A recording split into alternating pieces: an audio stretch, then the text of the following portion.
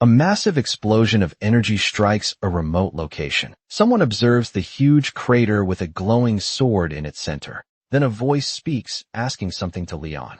The young man seems very tense about something. And the voice continues saying, "Do you believe you are worthy?" He watches attentively and worriedly and thinks that for him, who always gave into the irrational voice of fate, he extends his hand which begins to interact with that energy, and thinks that this sacred sword appeared and said those words. Then the sword continues, saying that opportunities must be granted fairly. As the man grips the sword firmly, with an even more intense surge of energy, the object asks Liam if it is not right. As Liam is overwhelmed by the energy, he struggles through the process. A beautiful castle appears on a bright and lovely day. While someone thinks about this world, two training swords clash forcefully. While two young men exert themselves in battle, that same person thinks it's an extremely irrational world. As that blonde-haired person lands a strike and disarms his opponent, his wooden sword flies through the air and sticks into the ground. Nearby, lying on the ground, Leon clutches his injured hand and says, "Damn it, take this seriously. Are you saying it's not even worth fighting me?" The other guy replies saying, "Of course not, and that there's not a single person in the Royal Academy who would fight him if it weren't for Leon." Quite irritated, the boy says that's because he keeps messing around with them, just like he did now, and the guy says he was holding back. But compared to before, Leon has improved. Leon is slightly annoyed by that information. Then he gets up and picks up his sword again, attacking as if his life depended on it. He says that this condescending attitude is what he hates about him, defending against the blows without any concern. Someone says that Leon is amazing, and that the other Leon is no match for him, and that everyone was defeated in one strike. Someone asks if it's because they have the same mane. While it's clear that our hero is struggling in that situation, another says that although Liam is more handsome, both have the same spelling for their names. As a sword flies away, seemingly trying to reach the sun, someone says he lost again. Sitting in the shade of a small wall, Leon rests from the fight, catching his breath. He thinks it's been 3 years since Leon transferred there, and no matter how much he trains, he still can't surpass him. He thinks that even though they have the same name spelling, that boy is different from him in every way. His looks and personality came straight out of a fairy tale. Protagonist, he believes the story that he's a commoner must be a lie, and that you should have gone to the noble class. Wondering if it's that fun to keep getting in his way, suddenly the blonde Leon shows up, extending his hand and asking if he's okay. And he just stands there smiling, while Leon thinks that if only he were at least a jerk, sighing knowing there's nothing else to do. He takes the hand of the smiling boy. Meanwhile, someone calls out to Leon. Our hero looks on slightly bothered. A person wearing high heels approaches, and slapping the boy's hand away. Leon tells him to back off. The blonde boy looks a bit confused, while the girl tells Leon to wait. Annoyed, she says she heard everything, and that he picked a fight with Leon again. She asks why he keeps fighting him if he knows he'll lose. Blonde Leon, a bit tense, tries to say something calling the girl Chloe, but she interrupts, noticing something. She grabs the boy's hand and asks if it's bleeding, saying she's going to take care of it and telling him to let her see. Pulling his hand back, our boy says it's fine, while she insists that they need to disinfect it first. Very irritated, he says it's none of her business and tells her not to worry about him. That leaves the girl a little surprised. Then the boy turns around and begins walking away, leaving the other two in silence. Sometime later, night begins to fall upon that vast academy nearby. The sound of blows can be heard as Mike fully settles, and Leon is still there beating on that tree trunk. Frustrated, he strikes it while thinking that if only he were blonde, or at least had some kind of family support, or if he at least had a master on the same level as that guy, or noble blood, he wonders if anything would have been different. Landing a strong hit, his training sword snaps. He stands there irritated, staring at what just happened, thinking that in the end, all he has is effort. But in that irrational world, there are many barriers that can't be overcome with effort alone. He reflects for a moment and realizes today is Leon's birthday, and that they must be throwing a grand party for the pride of the Royal Academy. He throws the remains of his sword aside and collapsing under a tree. He wonders whether he should give it his all until tomorrow. He thinks he already spent 3 years of his life there, so it would just be one more day rolling onto his side. He holds his head and, deeply upset, he begins to cry, wondering why he even has to give up, and if everything is decided from the start, then what's the point of effort? He then sits beneath that massive moon and says, "Oh God," is shouting. He asks what the meaning is behind his effort and his life, and he just sits there, staring at the shining moon in the silence of the night. Embarrassed, he thinks there's no way she's going to answer. But not far off, a massive glow appears in the sky, something enormous and very bright. Almost like a mirror appears elsewhere. Someone asked about Leon, and the blonde one says he hasn't seen him. Chloe, a bit annoyed, says no one in the dorms saw him either, till she thought he had gone to the party. Thoughtfully, she wonders where he could have gone. And the blonde Leon says she's thinking about him again, completely ignoring the boy. She grabs her skirts and says she's going to look for him now. An older man remarks that it seems Her Highness was rejected, and the boy tells Gilbert not to call them that. Even if they're alone, he explains that if someone had heard that, there would have been no point in hiding his identity. And besides, he doesn't have the right to that title. Smiling, the man says that someone of royal blood is destined to shine even brighter in their trials. And he congratulates him on his 17th birthday. Just 1 year remains until the royal family's prophecy is fulfilled. He says that on the day a member of the Clyde Empire's royal family comes of age, the life of the overseer who supports the current emperor, fearful of the prophecy, will come to an end, and the citizens will witness the advent of Roderick, the former sacred king. Leon asks the old man if he means the great hero from 300 years ago, and says that the man's expectations are pretty high for him. Pensive, the man says it'll find out next year. But until then, Chloe, who has a special talent and is already learning 4th level magic, and Leon, a hard-working man whose mental strength surpasses anyone else's. He wishes to have both of them at his side. And the old man says prophecy. On the day a man who bears the name of a lion reaches adulthood, a sword that destroys evil will descend from the heavens. In the middle of that massive crater, a sword glows with power. Leon looks at it very tense, thinking it's a sword. Gazing at that beautiful weapon, he wonders if it fell from the sky. The weapon speaks to him, telling him to rise, leaving our hero a bit worried. Looking around nervously, he asks who's there, and the sword asks if it's not right in front of him, confirming his suspicions. He looks tensely at the weapon. He thinks it's such a bizarre situation. This sword shines as brightly as the sun itself, and speaks as if it were human. He wonders if it could be a holy sword. And out of nowhere, the sword replies, "That's right," adding that Leon was the one who summoned it there. Startled, he asks if he really summoned it.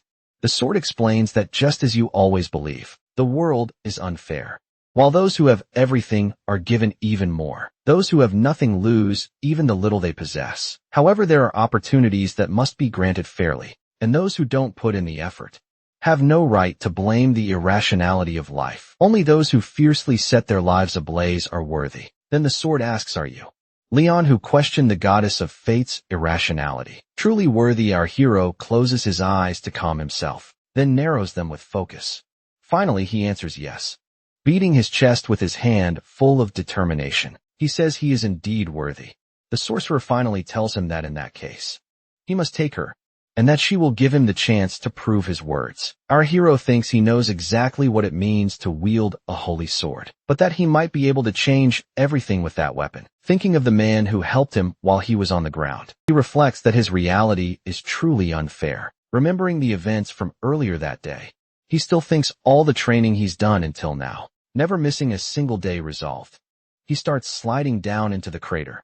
As he gets closer to the sword, he senses its overwhelming power.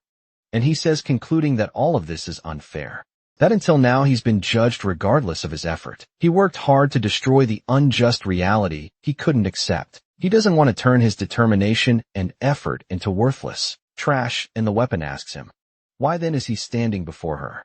Leon replies that she asked him whether he was worthy or not, and he wants to prove his determination and effort, and that opportunity should be given in a fair manner. When our hero says all right, then the sword responds, good, and a massive surge of energy erupts behind him as the sword glows.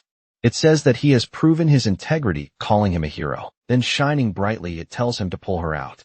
Now Leon asks if by hero she means the one chosen by an oracle, and the sword says it has nothing to do with oracles. It is simply her will.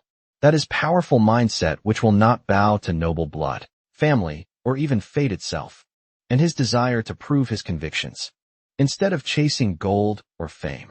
He is like the one who fulfills all the conditions, and is worthy of becoming a hero. She tells him now he must draw her, glowing even stronger that this was the red he earned, and also an opportunity that was granted. Fairly determined, he grips the sword. That weapon says her name is Elsid, and that she is a clone of the Holy King, Roger Chaldea's Elviver. She is also the sword that will guide the light of this era, and tells her master Leon to destroy evil alongside her. Someone asks if they've been summoned, and says that a holy sword and a commoner were starting to look promising. He questions whether. She's asking him why he decided to break the prophecy, and explains that the name Leon also means lion, and isn't limited to the royal family. He says that the other Leon doesn't meet his standards. He has talent and destiny, but lacks determination, and he hasn't matured yet. And seeing how Elsie isn't complaining, he assumes she's starting to like Leon too, asking if that's it. He laughs and says things like that are rare these days. He tells her not to worry, that Leon will be even better than the last hero if he uses her inheritance, and it's time for those bastards to pay what they owe. He tells her to take a good look at the sky, and asks if that isn't her job. Suddenly our hero wakes up, apparently in a different place. He realizes he's in his bed, and wonders if all of that was just a dream. Still drooling, he sits up and looks to the side, and that beautiful sword is leaning against the wall, trying to shake it off. He realizes it wasn't a dream, and the sword speaks to him, saying she'll repeat it, that it was the opportunity he received. Nervously, he looks at the weapon, which adds that he shouldn't think he'll become stronger just because he has her now. She says he'll face far tougher challenges than the opportunity she gave him, and that those with a great destiny must endure a life equally cruel, or even worse, that he may have to sacrifice the woman he loves, or the friends he trusts. She explains that he chose that thorny path on his own, so he could live a special life. While our hero repeats thorny path, and he questions the sword, asking if it wasn't supposed to be an opportunity. That seems to catch the sword slightly off guard. But she closes her little sword eye and says, "Very well," then tells him to prepare to go to the training room immediately. She asked him to show her how he handles a sword, as she needs to know his current level in order to teach him properly. Nervous, our hero hears her say that it's a test. Looking at the sky, the sword comments that it's still quite dark, and the sun hasn't risen yet. Then Elsie asks why he's been so restless since early, and he says that even if it's morning, they're still at school, and that he stands out too much, leaving Elsie a bit incredulous. Leon adds that he has no idea what excuse to make up if someone ends up bumping into him. His master realizes that even in this form, it might still be a bit difficult, so he tells him not to worry, that he has a solution, and our hero asks. A solution out of nowhere. The sword begins to glow intensely in his hand, and in an instant, it turns into pure energy and settles into the back of Leon's hand. The boy looks at the spot and now sees a mark made by the sacred sword. Elsid says he did this so that Leon can now use his own hand as a sheath, and that it's visible only to him in this form, so he had instructed him at any time. Leon asks if that includes when he's asleep, and his master says that sometimes he sleeps, but sometimes he doesn't, but either way, he can't do anything while Leon's asleep. And the boy says that in that case, he could stand watch at night. But Elsie calls that blasphemy. Annoyed, the master tells him to cut the nonsense and just show what he's got. Then our hero says he'll probably be disappointed, but the sword says she won't be. Our hero is surprised by the unexpected response, and Elsie says that he did absolutely the best he could in the environment he was in, referring to all the effort the boy has made throughout his life. She asks what kind of master would blame a student for what they were never taught. That gives Leon a bit more determination. Then focusing, he prepares for the demonstration and delivers a powerful strike in front of him, following up with several blows filled with energy, until he realizes there's something different. He's done these movements hundreds of thousands of times before, but continuing to strike, he thinks that powers flow into his hands, only because someone trusted him. And suddenly Elsie tells him to stop, catching our surprised and tense hero off guard. A bit embarrassed, he asks what's wrong, saying he was just.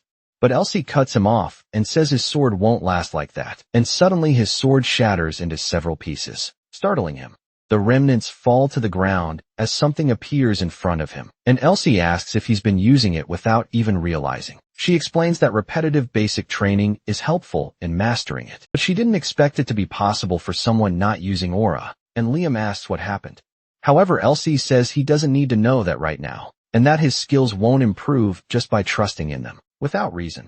She explains she'll teach him when he's matured and crouching down. He realizes there's no way to use that right now.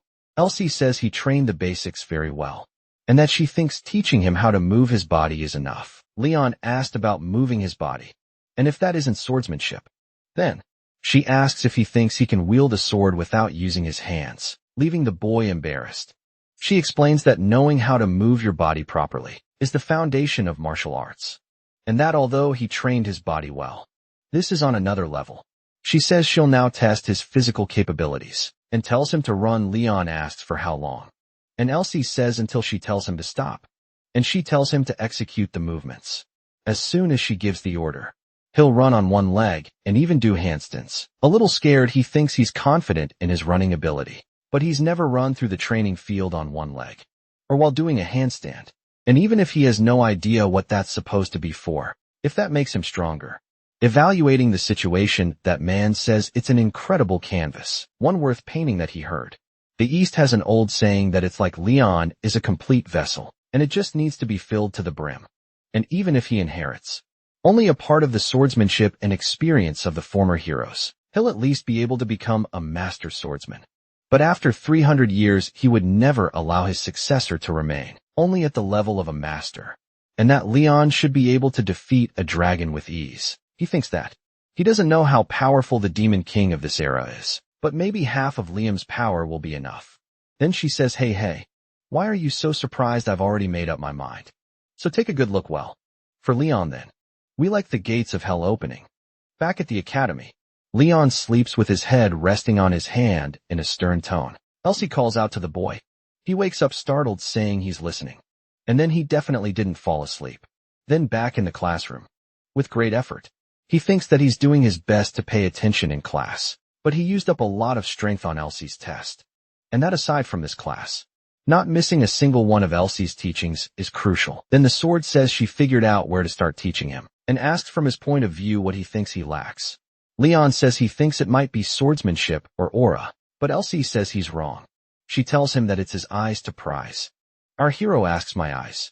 Then she explains that there's an old proverb that says eyes, feet, courage, strength. She explains that observation is the most important, followed by the feet, then courage. And while Leon watches in disbelief, the sword finishes by saying, strength comes last, but of course, that doesn't mean she doesn't care about it. It just means the others are more important. She says there are a few things she disagrees with, but the eyes are the most important, leaving our hero thoughtful, thinking about his eyes. He wonders if his vision would improve if he rolled his eyes around. He starts doing some weird movements. And Elsie says that now he'll learn how to see, that she'll show him how useless his eyes have been up until now. Liam is surprised and seems confused on a beautiful day at the academy. That class continues torturing our hero while he wonders how to see. Is that it? Elsid tells him to look forward, and our hero does just that. He says he's using the teacher in front of the blackboard as a focal point, and that he should memorize it for just 10 seconds.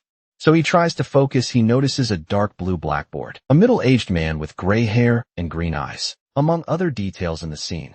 Elsid says the time is up and tells him to close his eyes. Our hero obeys and closes his eyes with concentration, and the sword asks how many lines were written on the blackboard, leaving our hero crushed.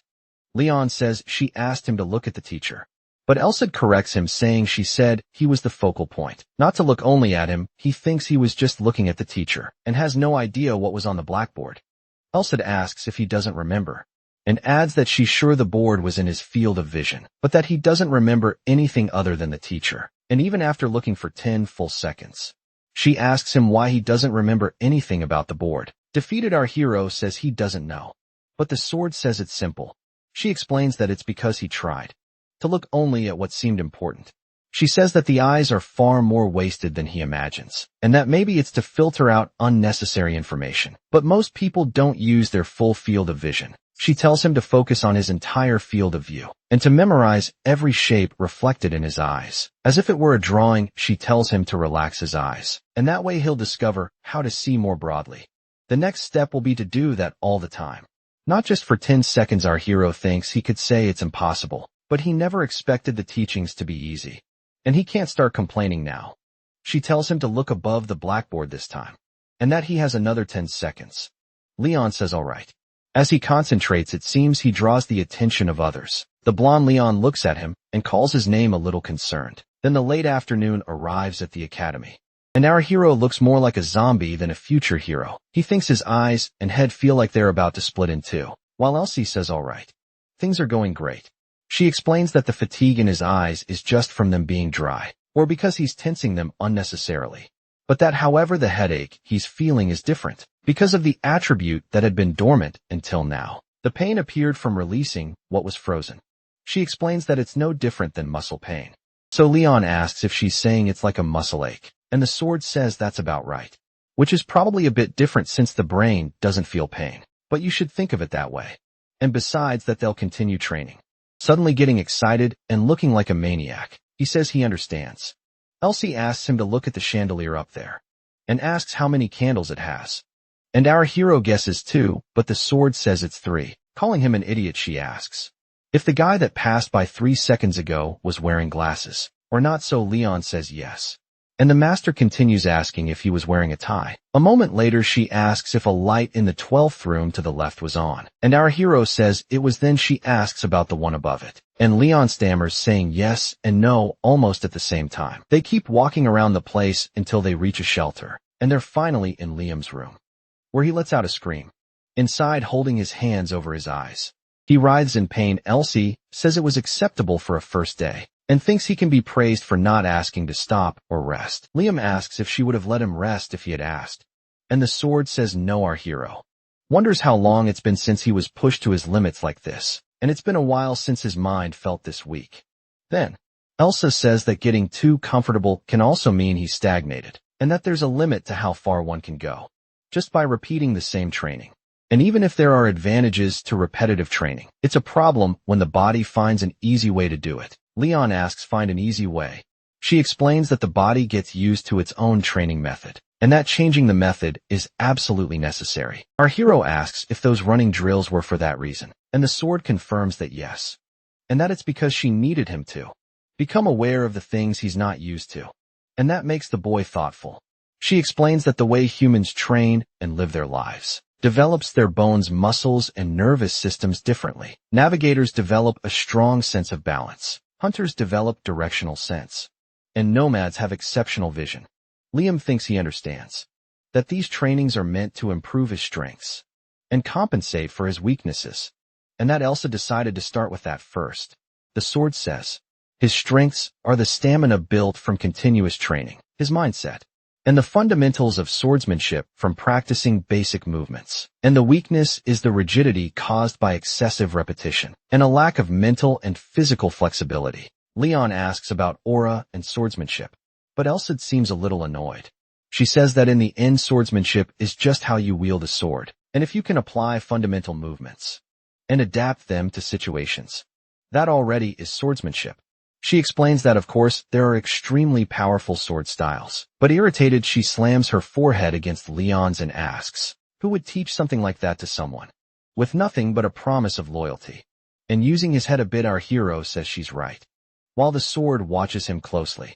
She continues, saying that when it comes to aura, there's not much to say for now, and asked if the other Liam defeated him using aura, and says that someone like him learning aura, that would raise suspicion among many people. So she'll teach him about aura once he leaves the academy, and that for now he should focus on mastering how to see. Then she asked if he doesn't want to beat that guy as soon as possible. Determined, Leon says, right. I'm getting super hyped. But the sword says that's not enough, and the boy asks what. She asked if she hasn't already said it. He'll get used to repetitive training, even if he focuses on it, recalling the nervous teacher, who noticed a student watching him that way. She says he's bound to get bored with the same training method. Liam thinks he's getting a bad feeling about this. Stammering a bit, he asks Elsie what they're going to do then. The sword says it's nothing major. She'll just give him a punishment every time he answers something wrong, to the point where he won't have any kind of leisure to get used to, and I'll start that tomorrow. Liam is filled with dread as he thinks punishment. Elsie says she's not bullying him for no reason. It's just a very effective method called operant conditioning. She says that although his mentality and willpower are useful, he still needs a push. Our hero stammers, saying even so he thinks the sword is right, and that if he's going to get punished sooner or later, he might as well make up his mind and get started already. And with that, He'll be able to develop the corresponding resilience as well. Elsie asks if the boy really wants to go through with this, and he nods with a thumbs up saying all right. Bring it on, but the very next moment, he lets out a huge scream, suffering intensely. The sword asks if that was really only 5 seconds. While our hero collapses onto the bed passed out, Elsie explains that since it was the first one, she couldn't calibrate it properly, and that she'll hold back and go easier next time. Smiling, she says that either way, she'll raise the intensity if he keeps making mistakes, and all he has to do is get it right, and everything will be fine. Excited, she says, they'll give it their all tomorrow. While our hero lies fried on the floor, thinking that this damn sword is demonic, the sun rises over the academy, and our hero is already out there giving his all once again, with that sword, or maybe that spirit perched on his shoulder. During class, the teacher is visibly uncomfortable with the strange stares from one of the students back in his quarters. He trains hard, pushing his body to the limit. Outside, Elsie asks how many pigeons are on the dorm rooftop, and our hero answers 10, and she asks which one would fly off first, and he says the 6. She asked how many pigeons are sitting on the open window, and Leon says there aren't any pigeons. There's a crow. Elsie says that wasn't bad at all, considering it's only been a month, and it was really hard to spot the crow. But even so, he almost failed. Overly hopeful, Leon asks. So then the sword says, they'll stop here and rest, and celebrating a lot. Our hero thinks that he'll finally get a break after an entire month, and the blonde Leon suddenly appears, calling out to the boy, catching him off guard and leaving him flustered. There's a brief silence between them for a few seconds. Then he turns with a challenging look and says, it's been a while, Leon. He thinks he hasn't seen him since starting his training with Elsid, but putting that aside, he figures it's been about half a month since he last talked to Chloe. The blonde boy says he's been training right after lunch, and that's pretty typical of him. He says he came by because he was a bit worried, but now he's relieved, and our hero asks, worried about what? He says that since it's been a month since he challenged him, he thought he had given up like everyone else, but adds that judging by his face, he looks quite eager. Then Leon asks if it's that obvious, and the other boy says yes. While smiling, he explains that the faces of people who think they can beat him are very different from his. Leon smiles satisfied with that information and says, yeah, good for you. So that's why you came looking for me during lunch. Then why don't you leave now that you've finished your business? The blonde boy says. He's so cold and says it's been a while since they talked like this, asking why not talk a bit more provocatively. Our hero asks what they even have to talk about. So the boy smiles and says 10 minutes would be enough. Leon scratches his head, unsure how to respond. In the end, he gives in and sits beside the boy.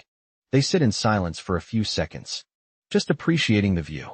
And the blonde Leon breaks the silence, saying, you must have heard the rumor.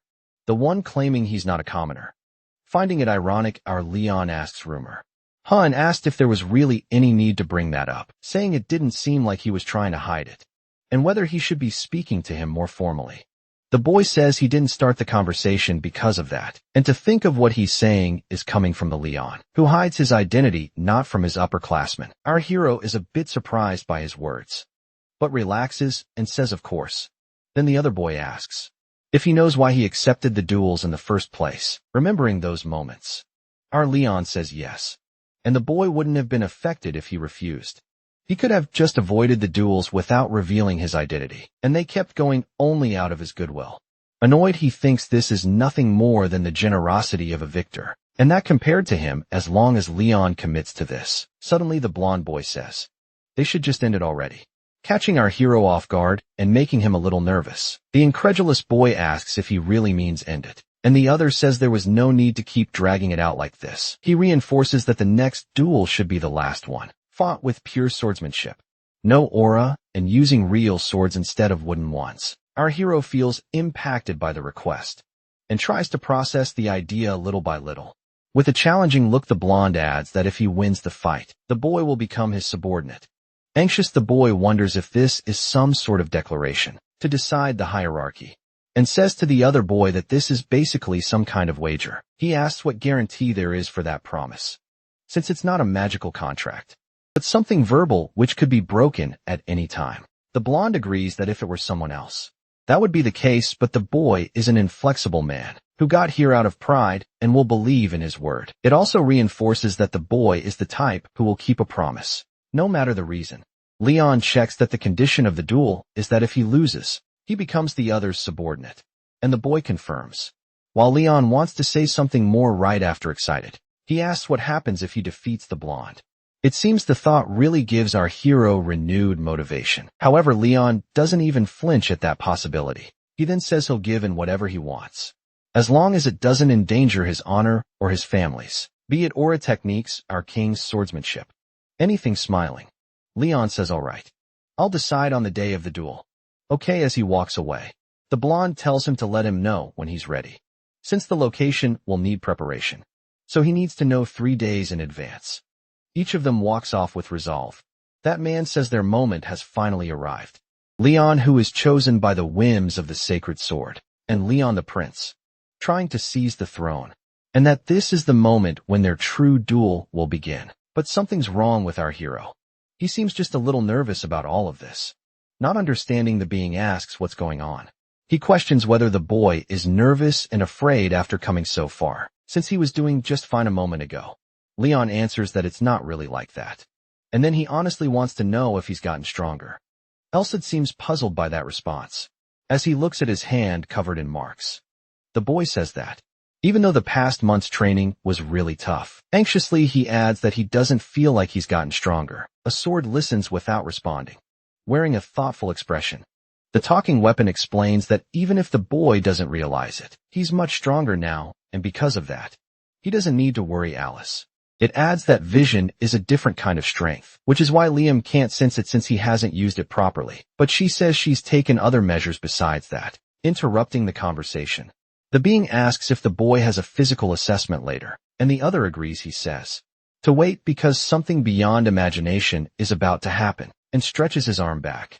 The being smiles, betting that the boy won't be able to back up what he just said. Slightly concerned, Leon doesn't know what to expect. A man tells several boys to form a line according to their numbers, and that anyone who isn't feeling well should step out, while the rest begin to warm up. Miserably nervous, the boy remembers that in the last assessment, he was the 9th to be called. Even though physical ability is evaluated without mana, the top rankings were filled with nobles.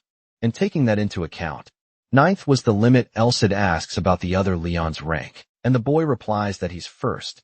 Sword says, that makes sense since the blonde seems to have trained a lot, although not as much as our hero. And he's not even comparable to the spoiled brats from the other noble houses. Even though they're running a short distance race, it's 2 laps around the field, which should be 800 meters. And in that race, the other scored 1 minute and 20 seconds. Meanwhile, dark-haired Leon did it in 1 minute and 40 seconds. And because of those 20 seconds of difference, the other boy is unmatched. The sword, full of confidence, tells the boy not to be scared before trying. After all, the hero now has her as an ally. As the boy processes what he just heard, he says he'll put his trust in Elsid. The boys prepare to run. The evaluator announces that the race begins, as he waves the flag, and everyone starts, with the goal of getting there as fast as possible. Someone clearly isn't playing around and gives it their all, leaving the others stunned. Even blonde Leon is one of the people left speechless. The boy dashes far ahead of everyone else. He pushes himself hard and stays in first place. The boy is running as fast as the famous blue hedgehog. A girl holding a stopwatch calls out to him. She announces that Leon finished the run in 1 minute and 29 seconds, and the boy gets super excited, while his main rival looks a bit nervous. The evaluator approaches and asks if the boy has learned aura, to which he replies that he hasn't. The mana has to confirm that this power truly wasn't used. He grabs the boy's arm while seemingly reading his mana.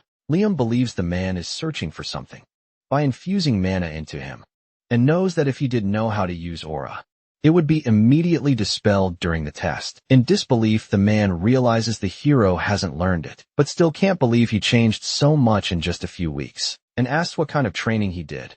Shyly, the boy replies that he only trained the fundamentals, since he had more breaks than before. The man reviews his documents thoughtfully, noting that the boy's training volume used to be abnormally high. He asks if the boy's body improved from the rest after so many years of work, but soon after dismisses the idea as nonsense, while the others look in with envy. Blonde Leon also seems uncomfortable in some way with the situation. The hero quietly asks Elsid what might have happened, casually, The sword says that things turned out just as he had said they would, and Leon nervously asks the sacred object to give him answers. However, before addressing that, she asks where he thinks strength comes from. Biologically speaking, as they watch. Helmet full of energy with his papers. The young man replies from the muscles. Elsie explains that in that world, most physical training methods focus on increasing muscle mass, but that's only half the journey. She also says that within the concept of the nervous system, muscles have neurons connected to them, and the strength they can exert depends on the development of those neurons. Strength doesn't depend solely on someone's physical appearance, because of my neural connections.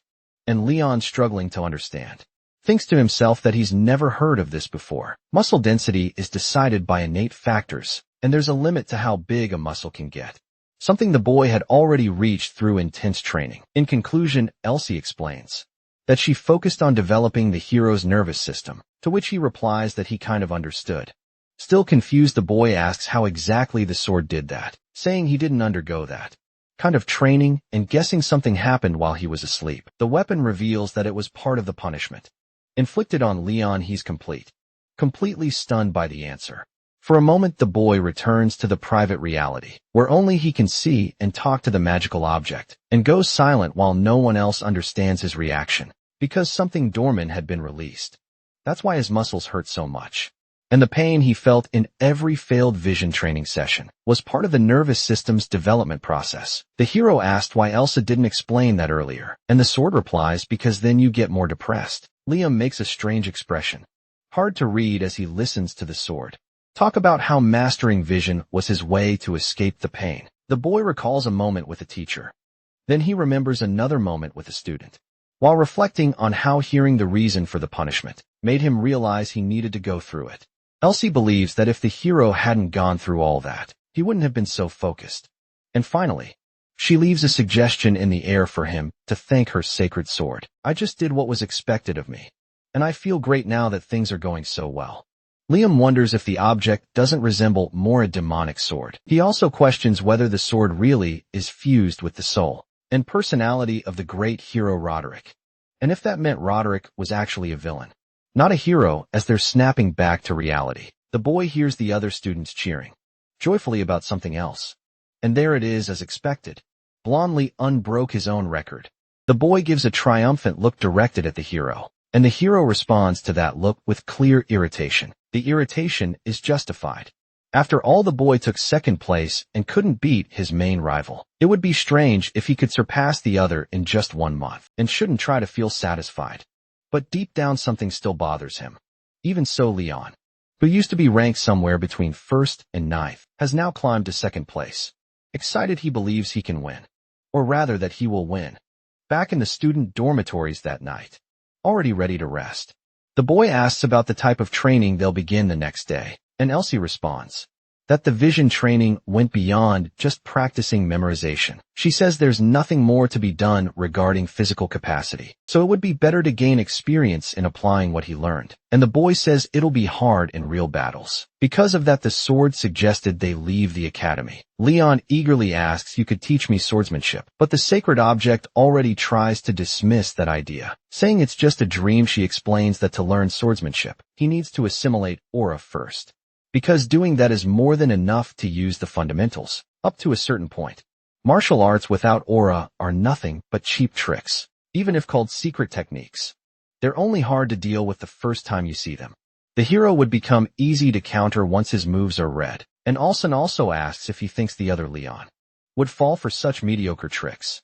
Frustrated, the boy asks what he can do, and Elsa tells him to use his emotions, recalling blonde Leon's victory and also of his own improved time. The sacred object says, a sword that's been trained with effort for a long time is powerful. Liam's physical capabilities have increased to a similar level, and now not even his main rival will be able to defeat him. After taking a deep breath, the sword adds a but. She says the boy needs real battle experience, and asks if there's anyone who would start a fight with him. The boy cuts that train of thought off right away, saying there's no one like that at the academy. The next day, the hero was still thinking about the discussions with Elsid. Suddenly someone asked the young man if he's the commoner named Leon. A group of boys watches him from the stairs, as he pays more attention to the group. The boy notices a badge on one of their uniforms and concludes, they're from the noble class angrily. They question how a commoner got second place. They're certain. The young man used a trick that even fooled the instructor, but the three of them won't be fooled.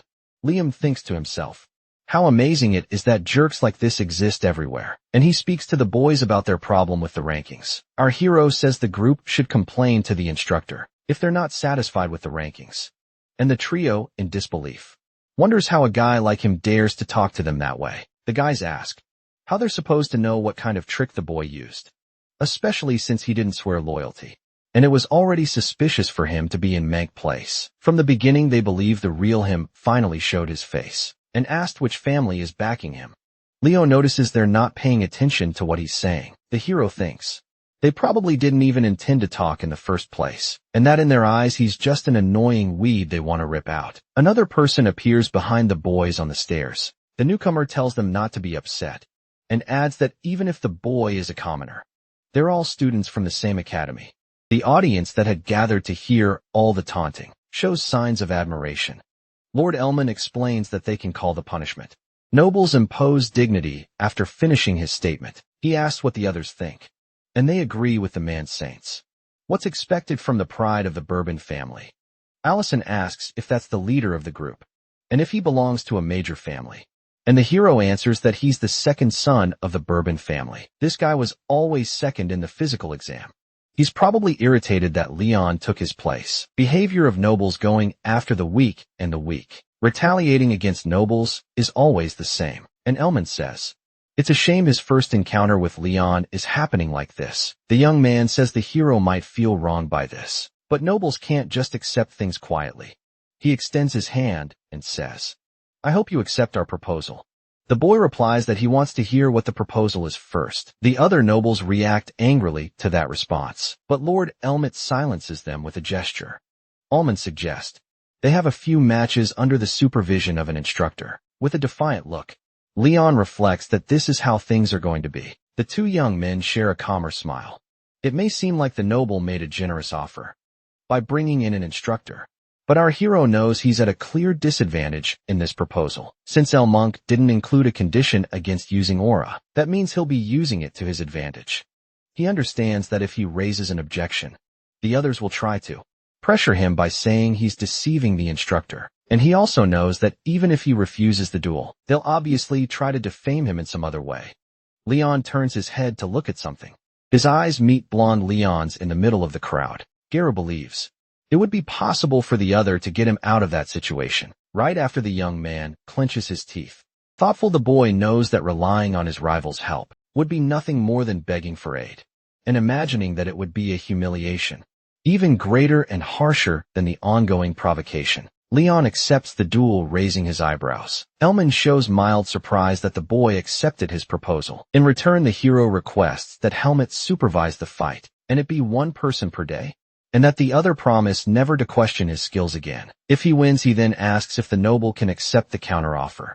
Leon suggests this because the Academy's demonic instructor can spot any trick, and coincidentally, upon being mentioned, the man feels his ear warm up.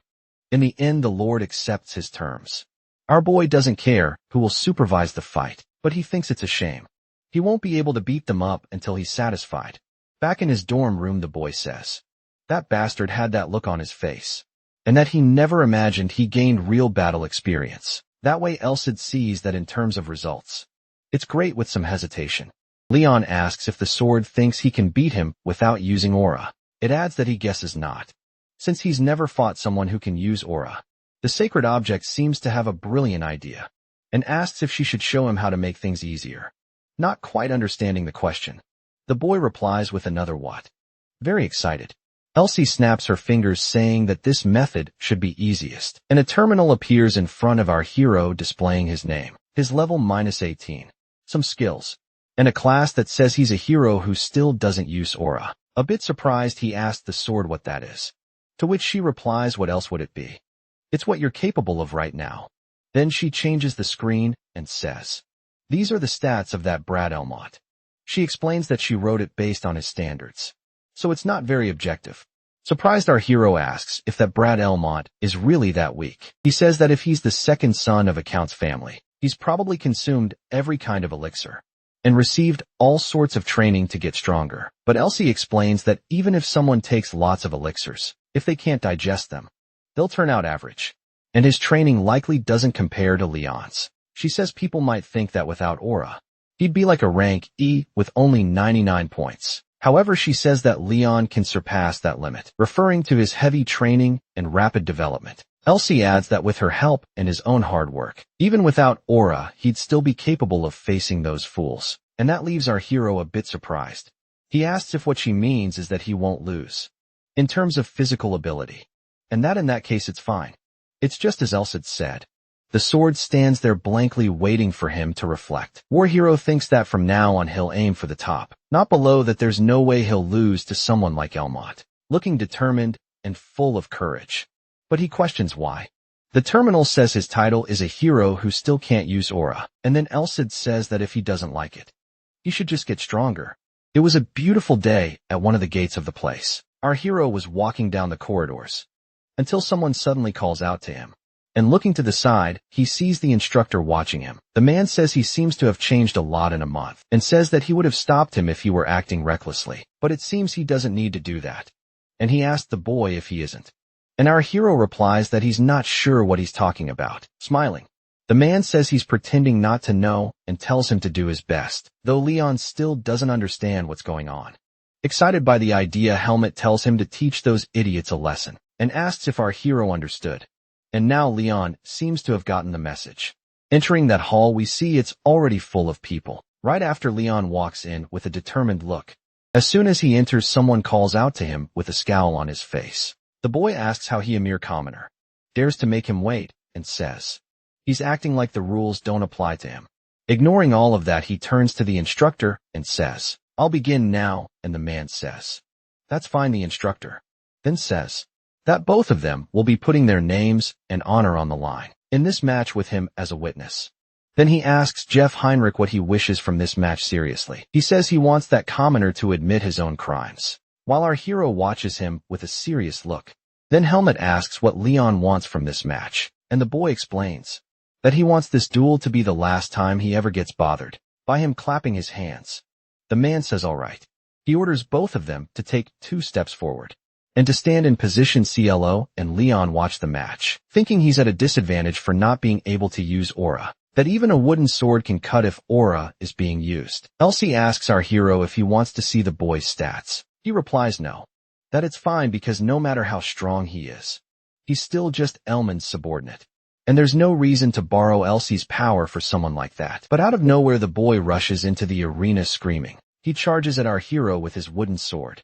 Liam thinks he's coming in with a diagonal slash from the upper right to lower left, and thinks that since it's such an obvious move, he'll wait, that maybe it's actually a fake out. So he waits for the attack to come and watches the sword descending toward his head. Our hero wonders, this guy, why is he so slow? And with a swift counterattack, he dodges the boy's strike and hits him on the head. This greatly surprises the instructor, and it also scares the boy's friends. Even Chloe and blonde Leon are shocked by that move. Heimer stands there frozen with a mark on his forehead, drooling and trembling slightly. A bit nervous, our hero looks back, wondering what that boy's deal is, and to his complete surprise, he collapses to the ground like a tree trunk. Leon wonders if it really ended that fast, groaning in pain on the ground. The boy struggles to say you getting up. With great difficulty, he tells the boy not to think he won with that lucky shot, that he just made a mistake. Then irritated, he says to go again, that you should fight him once more. The instructor says Jeff Heinrich lost, and that he won't allow any unpleasant behavior, while our hero smiles and says, "All right then," and that response surprises both the boy and Helmet. Laughing hard, Heinrich says that for a commoner, he sure knows his place. Excited, Leon says, "Fine. You won't go easy on him this time." Suddenly the sword speaks to him and tells him not to end it in one strike this time. So while the two face each other, the instructor commands them to begin. Elsie says it's his first time using his vision in a real battle, considering that you volunteered to be his training partner, and that you should know. Ending it in one hit was just Leon being merciful. So our hero says got it. Then the boy charges wildly at Leon with another exaggerated strike. Our hero blocks the attack with ease. Focusing, he applies the teachings on vision and realizes that the guy is so slow. He can see the movements of his arms, his legs, and even his pupils, thus predicting his next move. Elsid says that because he figured out his initial movements, Leon can tell what he'll do next. Hemur keeps attacking. Our boy continues to defend skillfully, but this time something different happens. He notices that the boy's wooden sword slices a bit of his hair. He then realizes that Hemur started using aura, but even so he can still read his movements. Grieving wildly, the boy tells him to try his best to dodge these attacks. Elsie says to think he'd recklessly go on the offensive like this, against someone who just beat him. He's an amateur, doesn't even know how to distribute his stamina throughout the fight while defending. Leon thinks that even the enhancement of physical skills through aura has its limits after the block. Our hero seems to have noticed something. He realizes he found an opening and attacks without mercy, hitting the boy's leg clearly. He feels the strike, becoming furious right after. Heinrich then jumps farther away, putting distance between himself and Leon. While holding his injured leg, he calls his opponent a fool and says he should have finished him off already. Yelling, he says Leon won't be able to bring him down with that kind of attack, but in the next moment something seems wrong, and the boy is struck by a flurry of blows in quick succession. Elsie asks our hero what he thinks, and Leon replies that it's just as she said. If he wants to use vision during training, a moving target is best getting up again. Heinrich, desperate, says he gives up. Instructor Helmut announces that the winner is Leon, and the spectators cheer the result, except for Heinrich's buddies, who were scared and a bit nervous. Later that night, people comment on whether they saw the duel between Leon and Elman's clique. One guy says he didn't know Leon could fight that well. He started challenging each one of them, beginning with Jeff, and they all lost, having to be sent to the infirmary after the fight. In the end, the only one left was Elmont, and someone questions whether Elmont would really lose him. Elsa says they were such easy opponents, using a very elegant fencing style, but without soul. She says she can't believe they're at that level, even while using aura. But our hero says he believes today will be different, and the sword says today it's Elman, and that it's important not to lower his guard. Our hero enters the arena and meets his opponent. Amon stands there, seriously waiting for Leon while emanating his aura. Elsie says it looks like the guy stopped being arrogant, and our boy agrees that it does seem that way. Leon thinks that Amon, using his aura, is physically stronger than him, and there was something in the status window that the sword shown earlier, it says sword vision, but he thinks that since it's only level 1, it probably isn't very powerful. He believes unknown techniques are the scariest, and there's a chance he won't be able to see through it. With his special vision appearing satisfied with the situation, Elman says he didn't expect his turn would actually come. With a calm expression, our hero replies, "Is that so?" and tells him he already knew this would happen, which really irritates the man. He thinks Leon will be the perfect sparring opponent to prepare for the duel with the other Leon. And even though he has great physical skills, even without aura, he's weaker if aura is taken into account, because if Elman is at the level where he can imbue even his sword with aura, it'll be dangerous to try and block his attacks with a wooden sword. Aware of that, Leon thinks that in this case, he wonders if he should avoid a direct fight and try to provoke him first. Helmut commands the match to begin. At that moment, an energy blast passes right by our hero's face, catching him completely off guard. Small cut appears on his cheek, and he wonders if that was sword energy. In the arena, Elmont points his aura-charged sword at our boy. Liam starts to think he might not be able to face him, because the speed difference between them is enormous. His opponent gets into stance using his frightening aura. Our hero thinks that although he's a scumbag, he's still a direct descendant of a count's family. Smiling, the boy says, "It's no wonder the others lost." He says he would have trampled him if he were just an arrogant commoner, but it's a different story if he's someone worth recruiting, and that if he considers joining him right now. You can forget about the trivial feelings between them, but it seems like something is quickly approaching him. Dodging by a hair, our boy's sword brushes past his face. Once again, the opponent's reputation in the arena, and a cut appears on Elmont's cheek. While he, irritated, says, "You now furious?"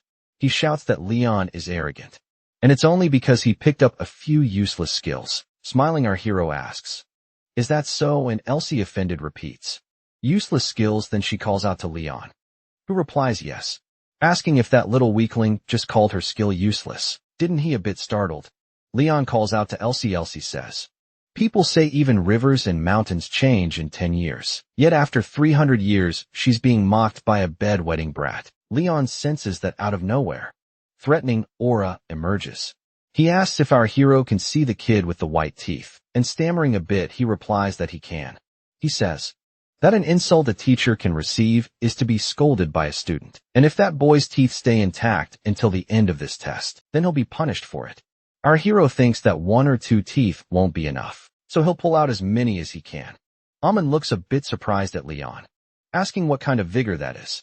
With incredible agility, our hero launches himself at his opponent. He starts attacking the boy, who defends himself as best he can. Helmet is surprised by the strength of those blows. And in the stands, the people watching comment that Elman is being pushed back. But blonde Leon says no. He says Leon is on the offensive. But Elman hasn't been knocked out of the ring yet.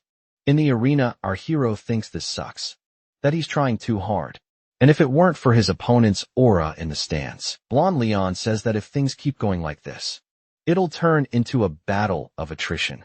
Full of rage, the opponent complains that the boy is persistent, and that he should have stayed in the last inconvenient spot, lying on the ground to keep going. The boy replies that the other should look at who's talking. He prepares to compensate for his lack of strength and speed with Roderick's vision. This power allows him to anticipate the opponent's actions, and Liam believes that if he can see the attack just a little faster, he'll be able to make up for his disadvantage. He needs to read movements much more precisely, more quickly, and more broadly too, until something happens to the opponent in front of him. What madness, it's like they're fighting underwater. Our hero seems to block an attack, moving nearly at the speed of light, and positions himself in a mirrored stance to the other. Excited, the boy realizes his plan is working. Even angrier, Elmo curses at him, asking if he really can't use aura.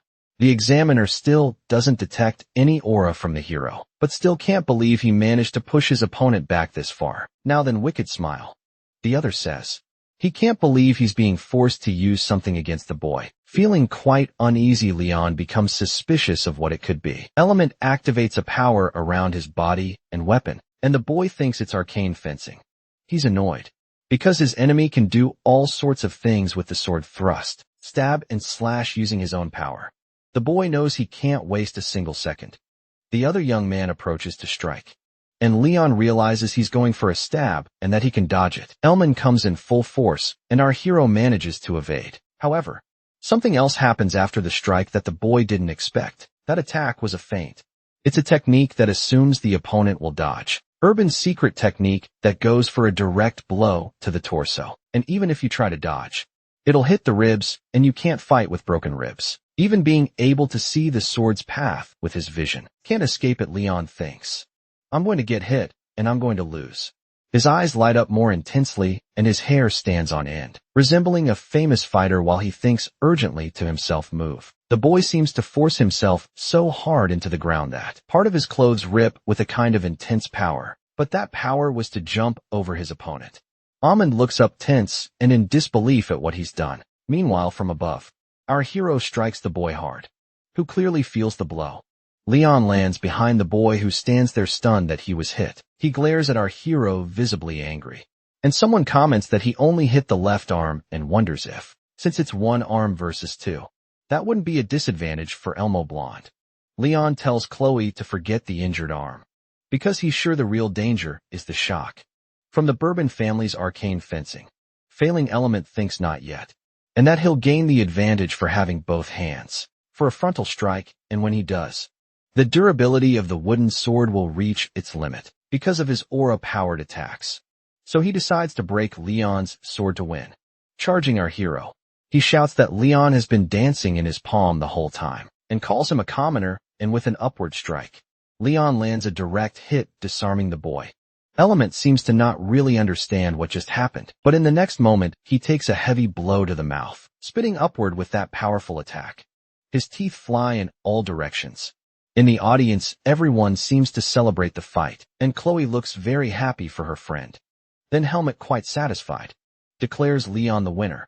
A little later, Elsie says it was a great job by her disciple, since he was defeated by a useless technique. And now he'll choose his words more carefully. Liam wonders if his character will improve after being defeated just once, and that it should be fine, since they made an oath about the duel's winner. But Elsie says that instead she was actually very surprised, leaving our hero confused. She explains that he just opened the door to acceleration, and that he's progressing much faster than she expected. Not really understanding, Leon asks. Acceleration, picking up teeth from the floor. Helmut thinks that he definitely knocked out quite a few. Sometime later our hero walks through the halls massaging his shoulder. Meanwhile he asks Elsie if acceleration was what he did when dodging Elmont's arcane fencing. She explains by asking if he knows that. There are moments when the human body moves slower than the mind, and that especially in a state of acceleration. A reflex can be faster than conscious thought, and it has nothing to do with actual speed. So in that case, she asks how Leon thinks trained swordsmen move so fast. Our hero replies that it's because they learn to use aura, and Elsie says he's only partially right. Because if you don't use aura, your body won't be able to withstand its own power. So normally, only a few people are able to learn acceleration after they've learned aura. But she says Leon used acceleration even before starting to use aura, and he only used it in his legs. Even if it was an incomplete execution, it was still very impressive. That means he instinctively surpassed his limits through sheer will. Power. Smiling, our hero says, huh? Wait a minute. He asked if Elsid didn't say his body wouldn't handle the power, but that he feels perfectly fine, and wonders if it's because the execution was incomplete. The sword says it's something like that. And if he had used it across his whole body, his insides would have been turned inside out. Leon, now worried, asks if that isn't a little dangerous. Elsie then says that it must be time, and that he should take care of his body for now. So our hero asks what she's talking about. He questions what time, and out of nowhere, he takes heavy damage from the side effect of acceleration. The sword says what else? Of course it's muscle pain. And she adds that he should be grateful. He's only experiencing it after using acceleration, and warns him not to use it again until he learns aura, or else he'll die feeling the pain intensely. Our hero says he knows that too. Another day there at the academy, our hero walks through the campus. Among the students, some girls murmur something as he passes by, and everyone seems to be whispering things about Leon. Some say they heard he was experimented on and fed elixirs. Another says he hides his true identity as his secret weapon from the palace. Then he bumps into the group of friends he beat up, concluding that those guys must have spread plenty of rumors about him. Elsid says they'll show up with all kinds of excuses for having lost, and questions the noble's pride. But Leon says that if they had any, they wouldn't have come to him. So the sword says that's a fair point. While our hero seems to spot something, and in front of him appears Chloe with a gentle look. Then the girl says, "Hi, Leon." A bit surprised, our hero says Chloe. Then sometime later outside the building, smiling, he asks how she's doing, and if she's not supposed to be in alchemy class right now, and asks if she's skipping class. Chloe calls him an idiot and asks why she would skip class, then says the teacher was sick and there was no class, and asks if he really thinks she'd do that just to meet him. Then she goes silent and smiles. Leaning on a chair, she says something has changed, and our hero is confused. Then she asks if he's been avoiding talking to her lately. And out of nowhere he started fighting a bunch of nobles. She asks him if he has any idea how worried she and Leon were. This surprises our Leon. He lowers his head thoughtful, and while getting scolded, he thinks about how much time has passed for him to be able to talk to her in such a comfortable and open way. Then he thinks, that's it now. I think I understand how he felt about her. How jealous he was that Leon got to be by her side. He felt overwhelmed by his own inferiority complex, thinking he had nothing special. He thinks he hated this world, where he wasn't rewarded for his hard work, and blamed himself for it. He remembers when the sword appeared when he faced it, saying that in that case, it would give him the chance to prove what he'd said. Chloe says that after those fights, his name is on everyone's lips at the school, and there are even rumors that he only improved because he randomly picked up a magic sword. Then the girl looks at him for a moment, and our hero is crying. She's a bit surprised and tense about the situation, and she tries to soften it by asking why he's crying all of a sudden, saying those are just rumors, and that the part about the sword probably went too far. Leon explains that it's nothing like a magic sword. Chloe keeps looking at him worried. She thinks that, even though Elsie speaks rudely and has a terrible personality, she picked him up when he was at rock bottom. Meanwhile, that man was eating a little cookie and said, "What, Leon? You little brat." I had already apologized since the mood seemed nice. Elsid wonders why he suddenly grew even just a little. Then Leon thinks that if a hero is someone who saves the world, then his hero is Elsid, so he decides that he'll become a hero, just as capable as the wielder of the sacred sword, and surpass Elsid's expectations. Chloe keeps looking at him without really understanding that man, says he doesn't quite get it. He was just talking to a girl, and suddenly he's grown a bit more. He wonders if that's something someone who's been perfect since birth, should understand, and the sword says she doesn't care about the reason, but that NgocMy finally seems worthy of being cultivated, and out of nowhere, our hero suddenly gets uncomfortable and covered in goosebumps, with his friend worriedly calling out to him. At night, in the students' quarters, our hero is lying down deep in thought. He thinks he really has changed. He remembers Chloe saying he seemed a lot better now, and that confused our hero. She explains that he no longer looks nervous and can look ahead. She says he looks like Leon. But there's a difference. Like one person looking up and the other looking forward. Liam is surprised by what she says. That he thinks it would be nice if he could talk to Leon occasionally. That there's no one in his year who could be honest about their feelings and stand by his side, so he said, "Well, I'll see what I can do." Curl up in bed, he apologizes to Chloe. Apologizing, he thinks that he doesn't believe he can do it, and that their next duel will be the last. And he thinks in another place. Blonde Leon watches the night, thoughtful and reflecting. He says, "Leon." The next day, someone slams hard into a training dummy. Our hero is there and has just destroyed another wooden sword, while Elsa wonders if not even a perfect condition training sword can last, and that besides technique proficiency training. His style is so powerful that it puts too much strain on the sword, and a training sword is weaker than a real one. Leon says he pushed himself to succeed once. Because a person's trump card can only be shown once, and since it would be obvious he'd be countered by a genius like Leon if he kept using the same move. He thinks he'll overcome his techniques. Read what he's thinking and beat him. Alst asks if seeing Leon's status window a few days ago irritated him that much. On the terminal it said blonde Leon was level 25, had many skills, and was a swordsman with both talent and noble lineage. Exalted, he asks if an intermediate aura user can use an energy blade, and adds that blonde Leon can also use aura on his body, and that he's already stronger than the instructors. At a level only the most talented knights reach by their 30s, Leon assesses the data and realizes that even though he loses in strength and agility, it's a bit more stamina, and that he's definitely a tough opponent. And getting fired up, he says he's not someone he can't beat. Allison says that's a good mindset, and says she'll give him as much advice as she can. That you should use that as a foundation to prepare to win his duel against the other Leon. Our hero looks excited about it. Then he calls for Elsid and says, "Elsid, if and only if he loses against Leon, what does he plan to do after that?" The sorcerer is surprised, but says it won't answer that. Leon asks why, and he says it's a test for him, and asks if he didn't already say this at the beginning, that the trials he will endure will be harder than having opportunities. A bit uneasy, he asks if this isn't a bit too difficult for a first trial, and Elsa says this fight could become the turning point of his life. He adds that if he wins against Liam, then he'll explain everything, and that he'll understand why after hearing the explanation. The day goes on as our hero continues his intense training, until the weather begins to turn and a heavy rain falls elsewhere. Someone says the results are above expectations. A man says he knew the others weren't that bad.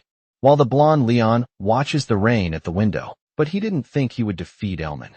Leon says to Sir Gilbert that it seems he acknowledges the results now, and remembers him saying he wasn't so sure about his evaluations. Before smiling, the old man says that was 3 years ago, and for the right person that's not a long time, since he defeated the second son of a count's family, with a body that can't use aura. They can now conclude there's no reason to doubt his potential anymore. He mentions that he had a message from Leon today, and it said he's ready excited.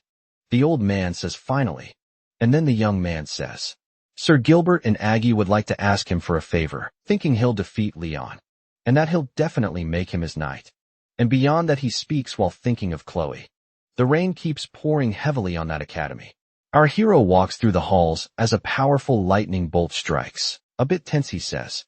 It feels like someone in the heavens is preparing his battle, and Elsid says the hero is putting his future on the line. No surprise the heavens are stirred. Helmet says that Leon arrived on time, and our hero notices that today it's quiet. Then the instructor explains that this was a request from Leon. Seems like he wants to focus on the fight, unlike the other matches that took place here. Elsid says that Brat Elmont wanted to humiliate him in public, while our hero nervously laughs. The man continues and says that since there's no audience, there will only be one observer besides the witness, and our hero asks who's going to watch. Satisfied, the sword says it understood, and our hero asks if Elsid knows who it is. Then he says it's probably Chloe, and that makes our hero even more nervous, tense. He asks why it would be her. Then Elsie, please, says that Leon doesn't seem to understand what's going on. He says that since the blonde Leon thinks he likes her, he plans to use this fight to push the girl toward him. Explains that there are many cases where a king and his subordinate fight over a woman. Then he remembers Leon saying that if he wins this fight, the boy will become his subordinate. Our hero gets really irritated with that and thinks Leon. Our boy thinks about the one-on-one with Leon, while remembering them sitting under a tree. Also remembers when they made the duel agreement, including the part where if he loses, he becomes his subordinate. So that's a good enough reason for Chloe to be an observer. He's drawing a clear line of who will lead and who will follow. He believes this is a truly meticulous plan that Leon would carry out. And of course, this way of doing things disregards what he or Chloe feel. Our hero suspected this, but now he thinks Leon is really a high-class noble, someone who tries to manipulate the relationships and emotions of others, and that this is a political technique that doesn't treat others as equals. Annoyed, he wonders if this is the path of a noble, and if it is, he's truly disgusted by it.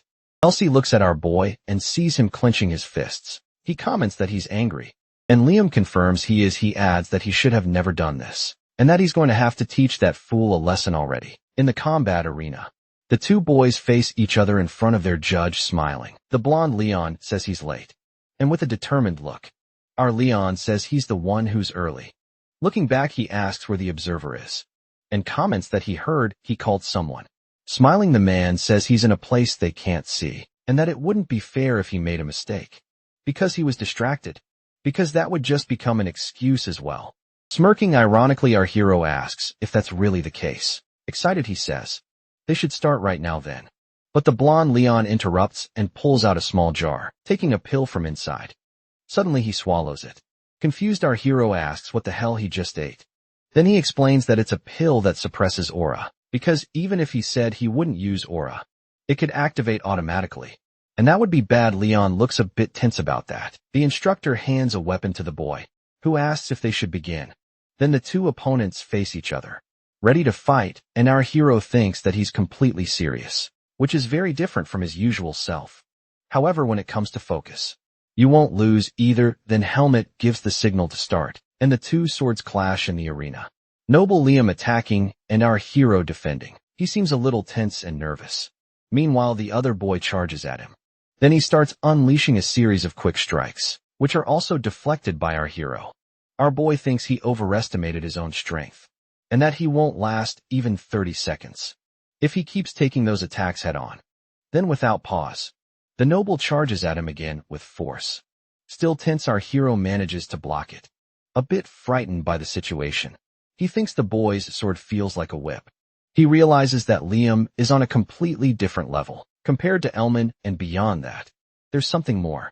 Liam thinks he's already using Roderick's vision, but the noble's image seems blurrier than any other opponent he's faced. So far, he realizes he needs to calm down, and that the incomplete parts of that image will be compensated by the many times he's fought against him before. While the boy continues his relentless assault, Gilbert, impressed, wonders if that's really a duel between students. Helmet, also impressed, thinks that even though they're not using aura, their level of fencing and combat might even surpass that of knights. Our hero thinks he's strong, truly a monster. While the noble Leon wonders when the boy became that strong, Gilbert keeps observing the fight, impressed by what he's seeing. He thinks he knows how much of a genius his lord is, but didn't expect Leon to keep up with him. The noble kept attacking our hero nonstop, who believes that the attack is a double feat. There's something more to it. Straining his vision, he realizes he's read the figure, and lunges at the boy at the same time he's being attacked. In the next moment, our boy has a cut in his armor right on the chest plate, but in shock, the noble Leo notices a lock of his own hair flying through the air, cut by his opponent's sword. Our hero gets into position to continue the fight, while strands of blonde hair fall across the arena. The boy seems slightly irritated and checks his hair. He regains his breath in the arena while thinking. He had been wondering why Leon's attacks, after the first one, weren't as powerful. Then worried. The noble realizes that our hero had intended from the beginning to turn this into a battle of stamina. He observes him controlling his breathing. Then in the next moment he smiles. While the blonde Leon questions whether he's fallen into his strategy, the two opponents stare each other down in the arena. Liam thinks he must get close to the enemy and drain his stamina, then slowly turn the tide to his side. This is a tactic that doesn't allow the slightest mistake. It's a strategy that has nothing fantastical about it. The noble thinks he can feel a will to win coming from him, and that he needs to break that desire first. Because if he can't do that, then he'll never be able to bend him to his will. The boy starts using one of his techniques, while Gilbert at the table is surprised at thinking that he's using fast steps, and that he's using an arcane technique from the Imperial family. Right there, our hero, under the pressure of that moment, knows is a technique that uses the muscles and blood flow to allow the user to go beyond their physical limits. Noble thinks that even though it's not a complete technique, since he can't use his aura, he believes even half that power should be enough.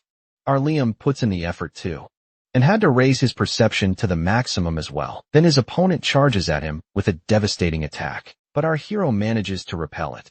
The noble thinks it was too shallow, and wonders if he actually dodged that. Holding his injured arm, he questions whether that was the quick-step technique, and if he truly isn't using aura.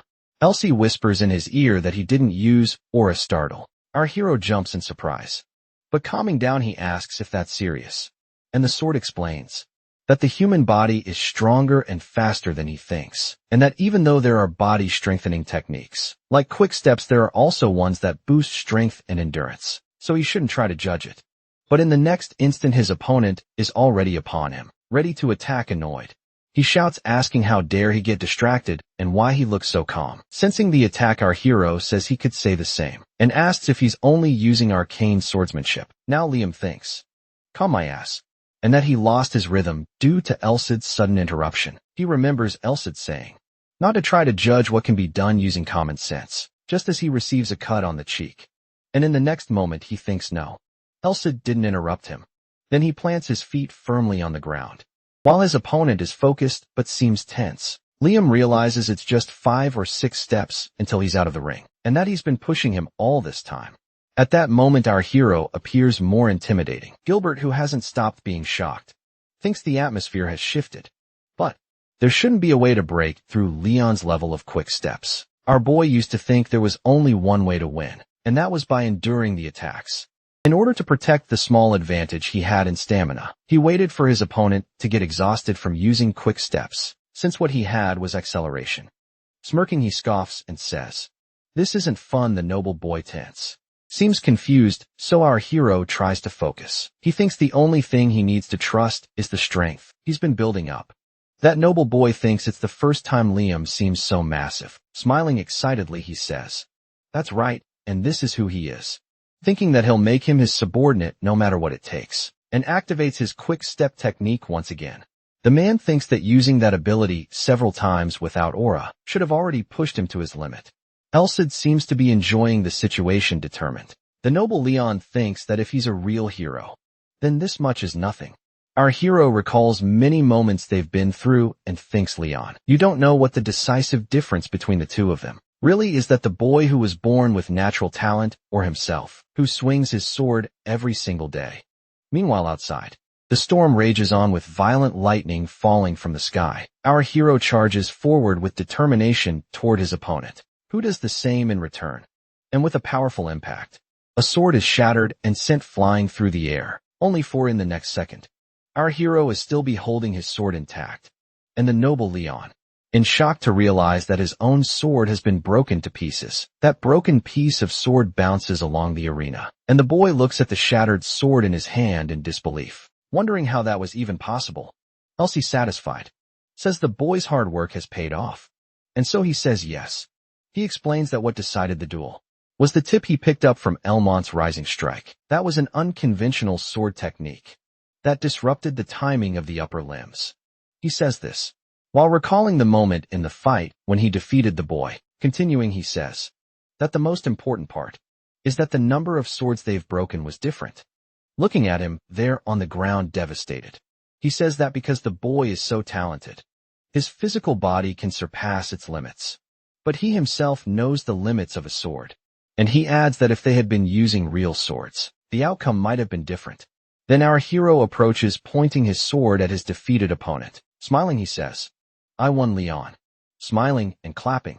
Gilbert says it's confirmed and that the victory goes to the boy. And Elsid said is that he also realizes something. If Leon had lost, he would have become the noble Leon's subordinate. Then he asked the boy what he requested in case the victory was his. He remembers the boy saying he would ensure or whenever he desired, as long as it didn't affect his reputation or his family's, and everything else was fair game.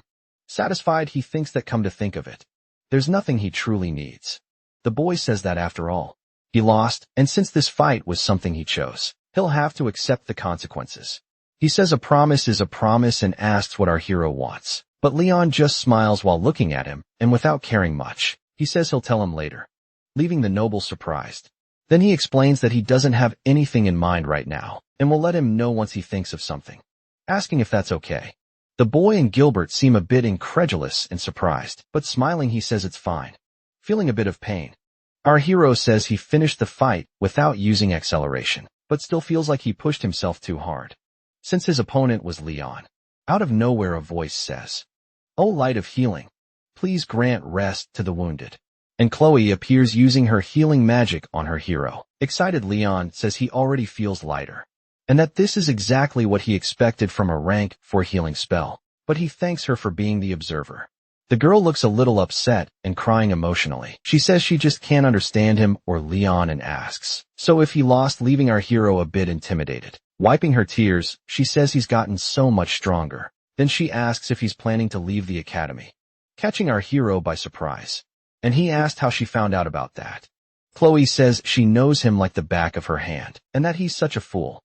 Leon looks at peace and happy, but he says he thought she would try to stop him. And irritated she says she can't believe he dared to say that, when he wasn't even planning to listen to her.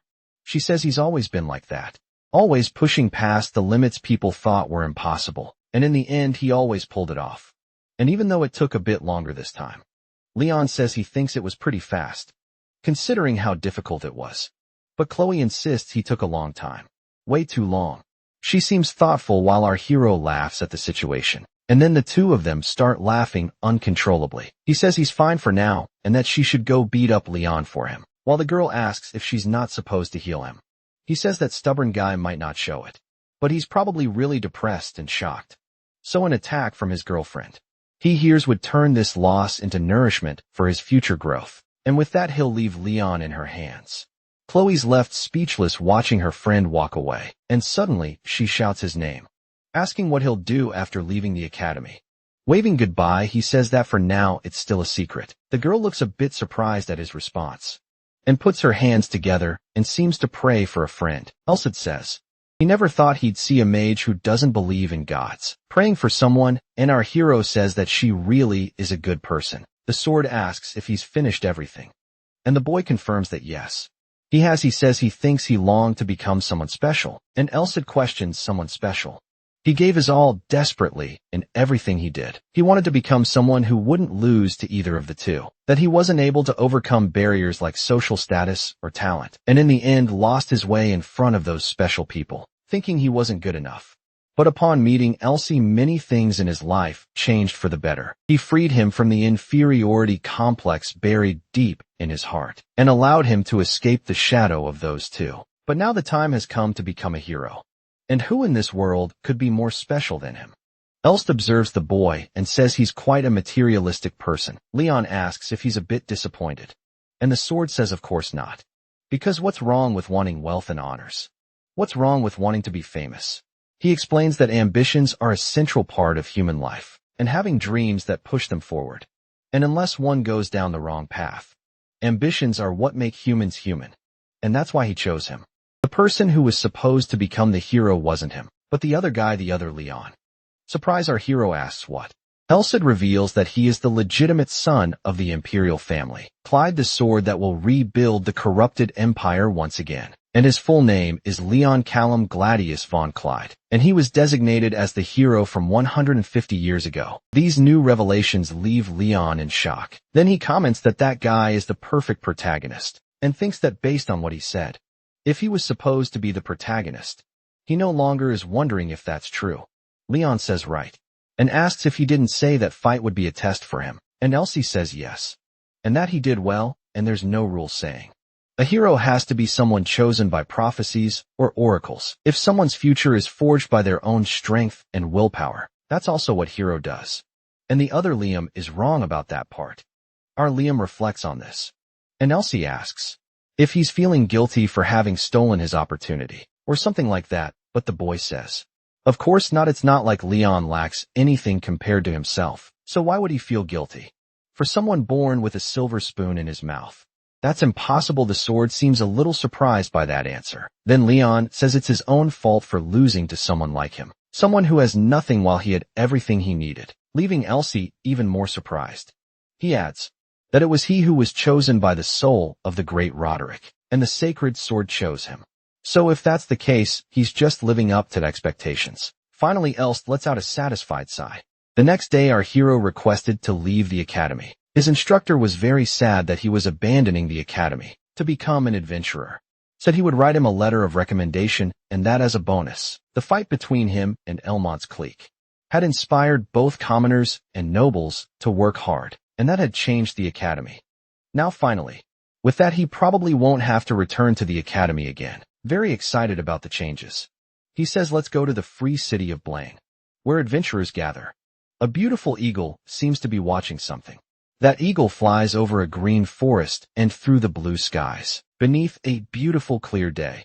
Running like a madman, our hero bursts out from a bush, stopping to rest and catch his breath. He says he's finally free from that maddening forest, collapsing to his knees in relief from his despair. Excited, he notices he can see the city of Blaine from there, and that he can finally be able to sleep in a bed. After having left the academy 15 days ago, Elsie questions what he means by Manning Forest, and says he should be grateful became a training ground for him. Sarcastically, he says he's so grateful he's almost crying to be leaving it. For 15 days they've been in that forest. On the way to Blaine, he camped in a forest for the first time. Goblins attacked him fairly often, and in those less than favorable conditions. Elsid allowed him to use the sacred sword instead of the wooden one, which he had prepared before leaving the academy. Our hero faced and overcame the challenges, and used the 15 days he spent in the forest to get used to wielding the sacred sword, and training with it. Elsid says he took a week longer than expected. Liam thanks him for the training, and says those goblins have been giving him trouble since the start. And Elsa asks if he managed to defeat 10 of them in under 10 seconds, and that even if he did manage to do that, was all thanks to the footwork training he received. Liam thinks he's definitely stronger than when he entered the forest, and that if it's up to what he wants, he would like to wipe out all the monsters from now on. And the sword comments that he seems very fired up about that, but that he should save that for when the time is right, which makes our hero curious. He explains that the boy is still a jar in the making, and becoming stronger by slaying monsters will fill the jar. No matter how much he tries to fill a jar that isn't finished, he'll end up leaking and his effort will be wasted.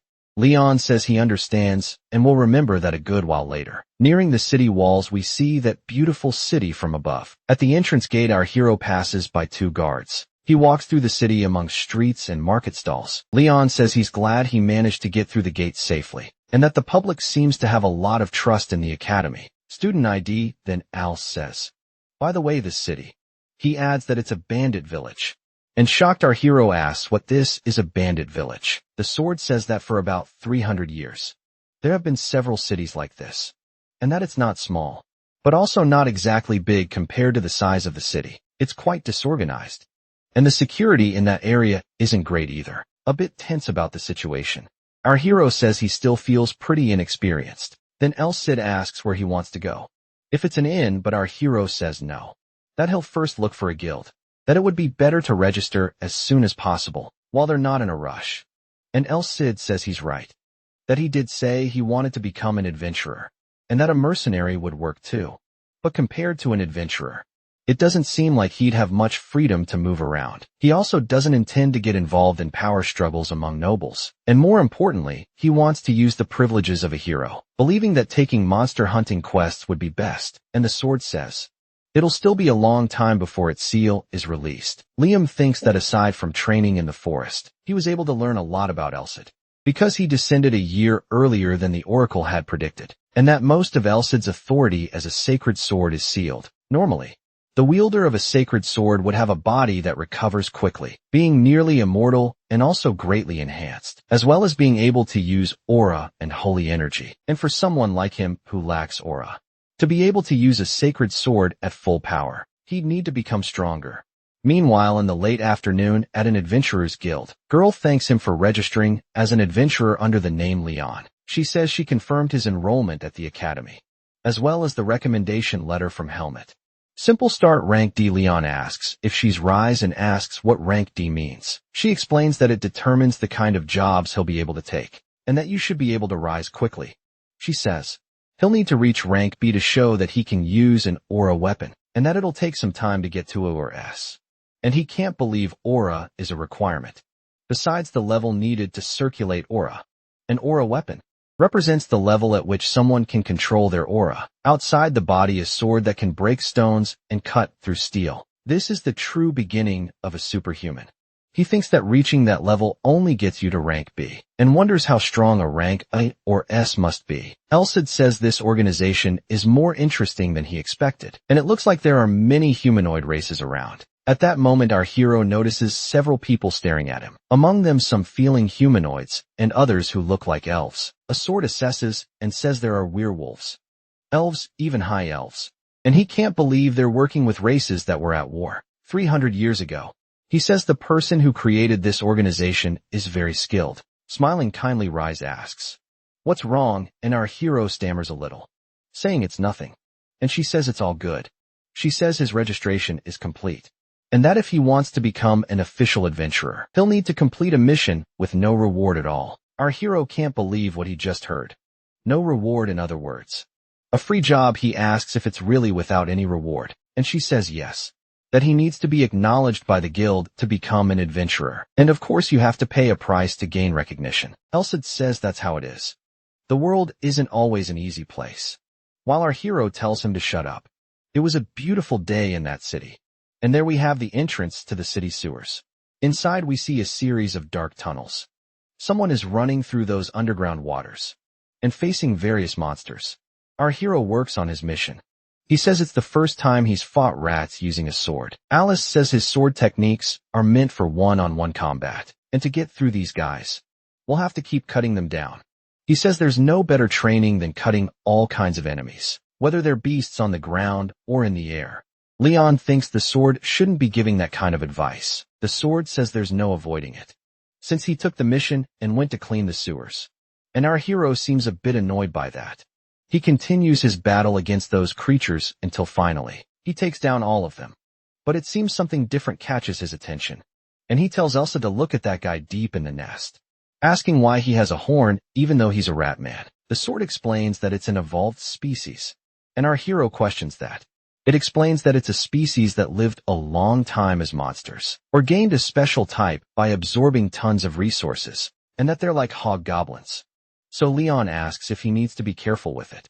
Explains that the horn is proof it possesses a special ability, and the bigger it is, or the more it has, the more dangerous the ability will be. The enraged creature begins, concentrating its power at the tip of its horn. Frightened, he asked if there's a way to tell what kind of ability it is. Elsa says it would be good for him to experience it for himself once, and that unfortunately that companion's ability is useless, and Leon asks what he's talking about. Then he explains that the ability is a curse. While our hero listens silently, he wields his sacred sword. With a loud roar, the creature invokes an ability, a plague curse, and attacks our hero. The ability strikes his sacred sword and is instantly nullified. Satisfied, our hero says that it didn't work, and that today that rat ran into the wrong opponent. With an excited look, he orders the creature hand over its horn. Sometime later at the Adventurers Guild, our hero shows up with a packed bag. The receptionist is startled when he throws the sack on the counter. Shocked by it, she asks if all of that is raven tails, and says there are 23 kilos of them. He thinks that with a simple calculation, it means he hunted a total of 230 rat men and says to the girl, "That's exactly right." Then he places another bundle on the counter, and when opened there are some horns inside. He explains that they're ratman horns, and that since he hunted about 200, a few 3 or 4 at horns. So he asks if she can buy those too. The girl seems a little tense, and Leon calls out to her, and she finally answers, stammering that yes, placing the total on the counter. She says that comes to 13 silver coins and 50 copper. Our hero says that's way more than he expected. And Rise explains that horns are actually quite expensive and in high demand. She says he's the first to bring in all that on his very first mission, and that she's really impressed with him. A bit shy, he asks if that's it. And she continues, and she would have already been impressed if he just hunted a single rat man. But to think he took down 4 of the evolved ones means he must be really skilled, even though he's so young. Says he's amazing. Our hero is happy, but very shy of the compliment. Finally, she congratulates Mr. Leon and says that from now on, he'll be officially registered as a D-rank adventurer in the guild, and that the seal on this emblem represents the free city of Blaine. Leon asks if he can use that anywhere, and Rise says yes. But adventurers of rank B or lower have secondary priority if they choose to work in other branches. He looks at that emblem, clearly satisfied. She explains that it's a measure to keep people from only accepting requests they like, and our hero says he understands. Looking at that emblem, he thinks that this item is the proof that he's no longer a student of the academy, but an adventurer. Rise tells Mr. Leon that if there's any request he wants to take on, please let her know.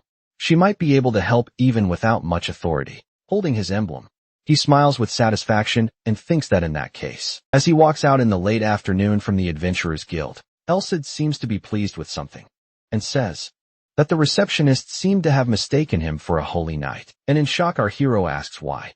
He asked if he didn't pick a mission that doesn't pay well and is difficult, and in the past knights would go on a journey before being knighted, with their identity kept secret.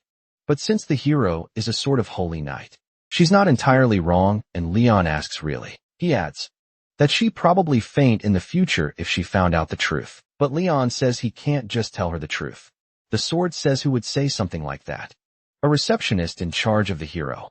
She could become a legend within the Adventurers Guild. In a few decades, she could probably live comfortably, just by writing and selling autobiographies. And Leon says she's the one who got confused. He didn't lie or anything. He thinks that now that he's giving it more thought, it's not really different from a journey to help others, and that beyond training, he'd be helping someone because of it. The boy says that since he'll be living in Blaine for a while, this is definitely better than living under suspicion, and he tells Elsie that he's thinking of leaving only after reaching rank B. The Sora is surprised by that. While Leon asks how long it would take to reach rank B, Elsa immediately answers that 100 days would be enough, and our hero seems a bit surprised by the response. But the sword says he wanted to go easy on him for about 6 months in terms of teaching. But it seems that won't work. And even if this is part of training, he still can't believe his successor is cleaning sewers to rank up. He says it's disgraceful. But our hero thinks at least it brought in a bit of cash, and wonders what kind of reasoning that even is. Elsid says he needs to become as strong as possible, and defeat at least one dragon desperate. Our hero asks if the difficulty gap between monsters didn't just jump way too much, but Elsid says that now that he's learned the basics of vision and footwork, he'll raise his proficiency through more real fights, and that one of the hero's privileges is that he can absorb the power of the monsters he defeats. Basically, he accumulates points. Leon wonders if this is the connection between monsters and aura that Elsa told him about. Remembering the energy he felt when he defeated those monsters, he thinks he already knew that. Elixirs and training methods from a prestigious family were truly effective for aura training. Elsid says that honestly, anyone can absorb the power of a monster and convert it into aura, but the nobles and royalty of the past sealed this truth, so that only they would know how to do it. Liam thinks that now, the main people who sealed that knowledge are dead, and only Elsa knows the truth. And learning this made him more capable of subduing monsters, and that not even 1,000 ratmen would be enough. The sword says that once he becomes familiar with the process, he'll be able to hunt stronger monsters and eventually a dragon. In shock, Leon asks, "Wait, you weren't joking?" Annoyed, Else says, "Of course not, and that his sacred sword isn't a cleaning tool," and asks, if it makes any sense to use it to clean air and purify things. Our hero remembers that he asked Elsid to purify him after coming out of the sewers, and of course using his wonderful powers. He left Leon good as new, but it seems he held a bit of a grudge about that. He asked his master why he's so insistent that he hunt dragons. Elsa explains that it's because in the future, they'll need to go to the Titan mountain range. Terrified, our hero says, Titan Mountain, that's a dragon territory.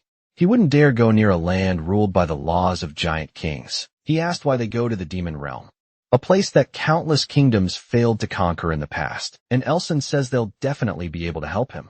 He explains that his body was left in that area, and he lost his memories, so he doesn't remember much, and they'll make it their goal to reach that land in 6 months. Leon thinks about that and asks if he wants to go there, looking for something he has no idea what it even is, and the sword says everything will be fine, and that it's not like they'll be goofing off until they get there. He just needs to be able to protect his own body.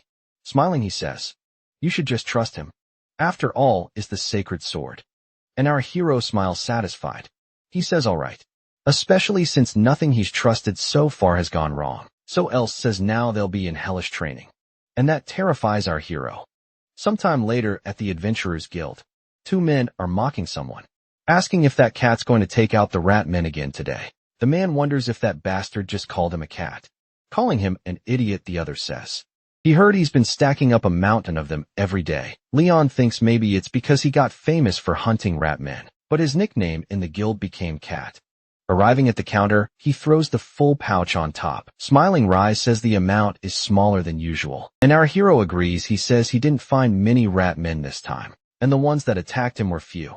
He thinks they're starting to get a bit scared of him. She says that even though rat men seem dumb, they got a bit of intelligence. Leon says that's why he'd like her to check out other missions. Then she lays a few papers on the table. Excited, she says she knew this day would come, so she handpicked these for missions. Our hero and Elsid stand there looking, thinking about which one they might choose. And suddenly something catches his attention. Looking more closely, the documents for those missions seem really old. Elsid says that shows how unpopular the mission is, and also means it was never renewed.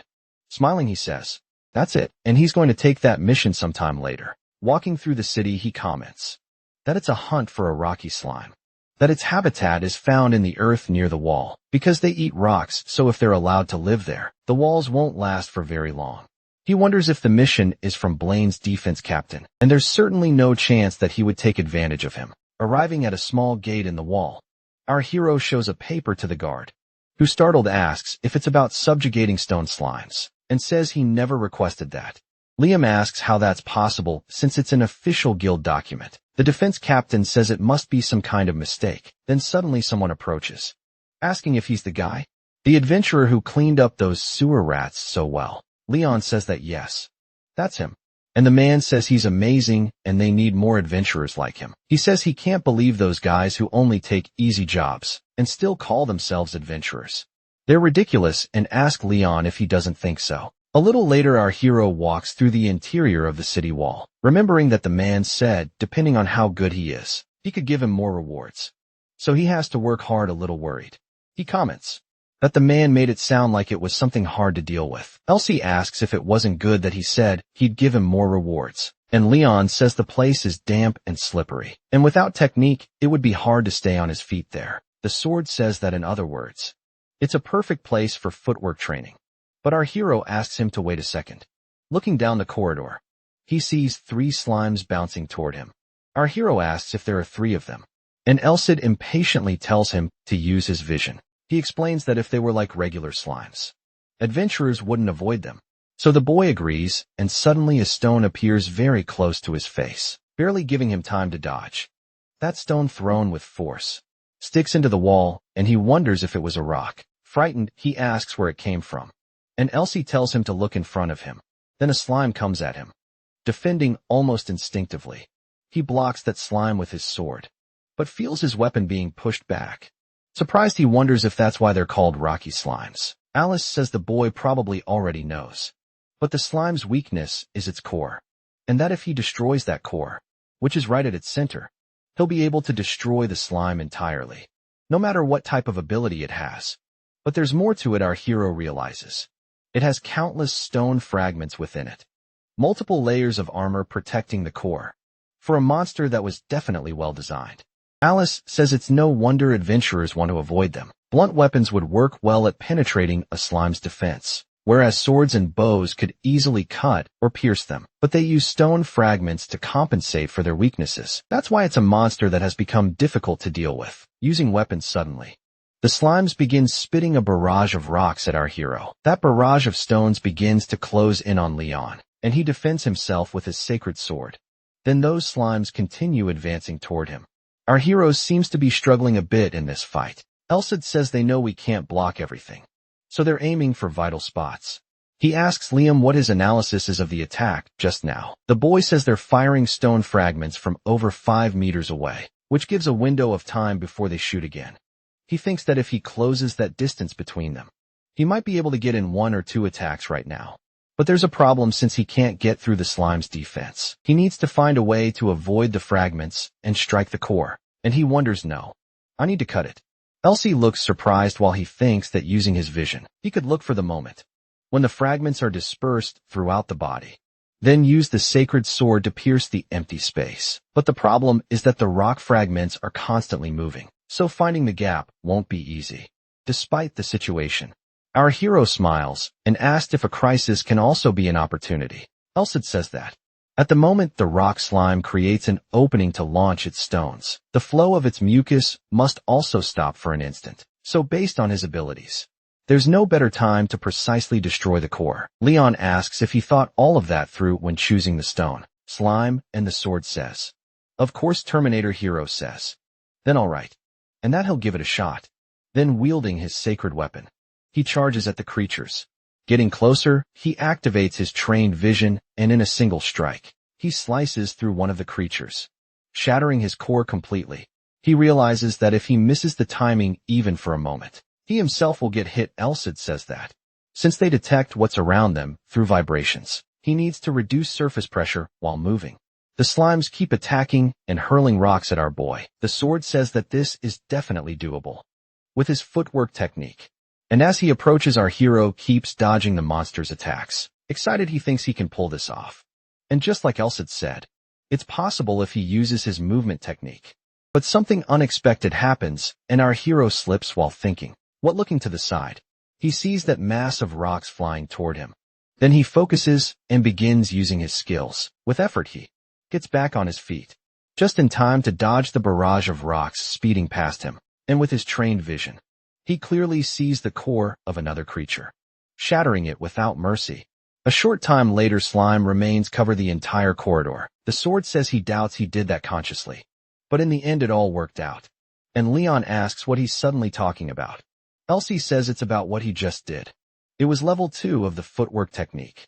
And our hero, surprise, says what he explains, that finding balance on flat ground and reducing vibrations are the basics of level 2. And if there are other elements on the floor, he must know how to use them too. Whether it's a frozen floor or boiling surface, being able to use the environment as part of his power is the main point of the movement technique. And that means becoming adaptable, enough to turn a disadvantageous environment into a convenient one for him. So even if it was just luck, he shifted into a stance where he spread his legs to lower the center of gravity, and asks if that wasn't the case.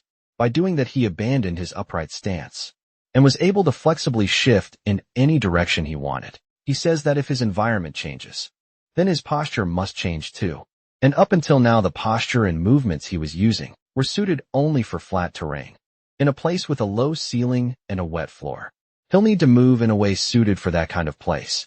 Leon says, a lower stance definitely allows for more comfortable movement, and Elsid asks if his training isn't going better with actual practice. Then our hero says he's a demonic sword, and Elsid, credulous, asks what the hell. Leon thinks this is only level 2, and he can't believe this is the beginner standard of sword. Says that now that he thinks about it, he shouldn't be dodging the attacks, even if he's gotten a bit more used to the footwork technique. That surprises our hero. Elsie asks if he'll die from getting hit by just a pebble, and that it's better to practice taking less damage if he can use it in a real battle. He explains that he'll need to use his body to take the hits. He's been trying his hardest to block and failing, and that he shouldn't just rely on bursts. If he finds the perfect timing, he'll be able to slice through them. and he can't use bursts if there are 2 or fewer of them. Annoyed, Leon tells this demonic sword to just go ahead and ask him to die already, and it replies that it's all for his own good. If he gets too comfortable in battle now, it'll be harder later. Leon says he's not even comfortable yet, so why is he asking for all this? And the sword says that by his standards, Leon is already comfortable, and adds that in his day, some people observe the entrance to the inner part of the city walls. The guard says it's the 3rd week now and asks what time you went in. The other replies that it was before 10 in the morning, before the 2nd shift change. And the first man says that he really works hard, even though he's so young. He says that at first, it seemed like he wouldn't be able to defeat the stone slimes, but nowadays he comes up with a full sack, though the rewards aren't even that good. Suddenly, some people who were awaiting their point and say, he came out. Our hero comes walking from inside, the serious look, while carrying 2 bags of slime, and that leaves people quite impressed and surprised. Leon says that today is the last day, while the soldier smiles awkwardly. He says he cleared the areas near the wall, and since slimes reproduce very slowly, they won't have to worry about them anytime soon, pointing to the bags. He says those are the last fragments of rocky slimes, and asks them to please notify the guild that the mission is complete. The soldiers glance at each other, looking at that bag full of slime fragments as he walks. Our hero asks if that means he's ready, and Olsen says yes, and that, using the power they accumulated in subjugating the stone slimes, he'll now need to take his first step learning about aura. Sometime later, in an inn, Elsa comments that it was faster than expected. He says he first expected him to absorb a decent amount of power, since slimes are mana-based organisms, and that he thinks, thanks to the fact that no one had accepted that mission for so long, turned out great because it sped up the training, and now he can start learning about aura else. It says that Leon is pretty late to start learning aura, compared to others, and asks if he's ready. Our hero, full of determination, says, of course, descendants from noble families like Leon received a baptism, where their circulatory systems were opened at birth, and they gained mana through elixirs. The reason social status also affects the difference in abilities is that developing aura without a baptism was nearly impossible for him. In the past, the sword says there's one more thing. If someone who used baptism tries to unblock a circulatory system clogged by impurities, they might not be able to handle it, end up dying. That information scares our hero. But Elsa says he's been absorbing mana all this time, and more importantly, Leon has him the sacred sword. The power of the sword will protect his circulatory system and heal his wounds at the same time. But it's going to hurt like hell, and he'll have to endure it. He explains that if he loses consciousness, the baptism will fail, and that whether he succeeds or not will depend on his inner strength. Then Elsid begins using his power in front of our hero. He watches those lights, concerned, when suddenly they become swords of light. Then suddenly one of them descends from the sky and enters Liam's back. He screams in pain as he coughs up blood. While he suffers there, sitting with a sword in his back, several other swords made of light begin to move toward him. Finally, all of them strike him at the same time. Leon struggles hard to endure it, but his suffering is clearly visible. Elsid, surprised as he watches our hero enduring it, says to think you'd be able to withstand 10 swords of light. The boy remains there on the ground, doing his best to hold on, though clearly badly injured. Sword looks out the window, thinking that as Leon's aura awakens, it seems that the presence of people who have been hiding in this city is becoming much clearer. Sometime later, already at night in the inn, our hero says this is and finishes saying aura. He thinks he can feel the flow circulating outside his body, and he observes all that refined energy circulating in his heart. Feels like he received another package, containing power that's different from his physical abilities, and he feels like he can do anything now. But Elsid says he's mistaken, and our hero doesn't quite understand. Kane Roderick, the hero, says he truly is amazing, and even considering that awakening is based on inner strength, he still exceeded his expectations. He gets a little thoughtful and asks why he looks so sad, and says he said the hero's training was something he'd be in charge of, and in the end, everything worked out. Asking if the stronger the hero is, the better for him, right? The problem is how he's doing both things. That he even used a shortcut to place him in the sacred sword, asking if that wasn't the case, and whether he knows that he is King Roderick. He adds that Leon is his successor. So how about keeping the rest of his options with him, and to make sure he watches everything that's happening from the heavens, pointing his finger at Leon. Elsid says there's something else. He then says he believes Leon would be able to handle at most 5 swords. He explains that he used the baptism to unclog the wide vein, and to use aura properly he'll need to unclog the small vein that he's just a child overflowing with. A bit of power that he still has a long road ahead. And our hero, scratching his head, says he knows that, but still he thinks. Even though there's no change in his physical abilities yet, he can feel the energy Alice. It explains that it's the aura sense. And if he focuses on using that flow, he'll be able to analyze his surroundings. Our hero's eyes light up when he hears that, and he thinks it's way too cool. The sword says it knows he's happy now that he has aura, but first it needs to explain aura to him, and asked if he knows that aura has attributes.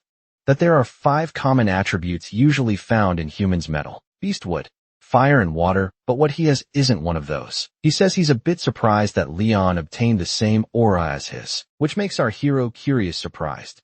He asks if it's the same as his.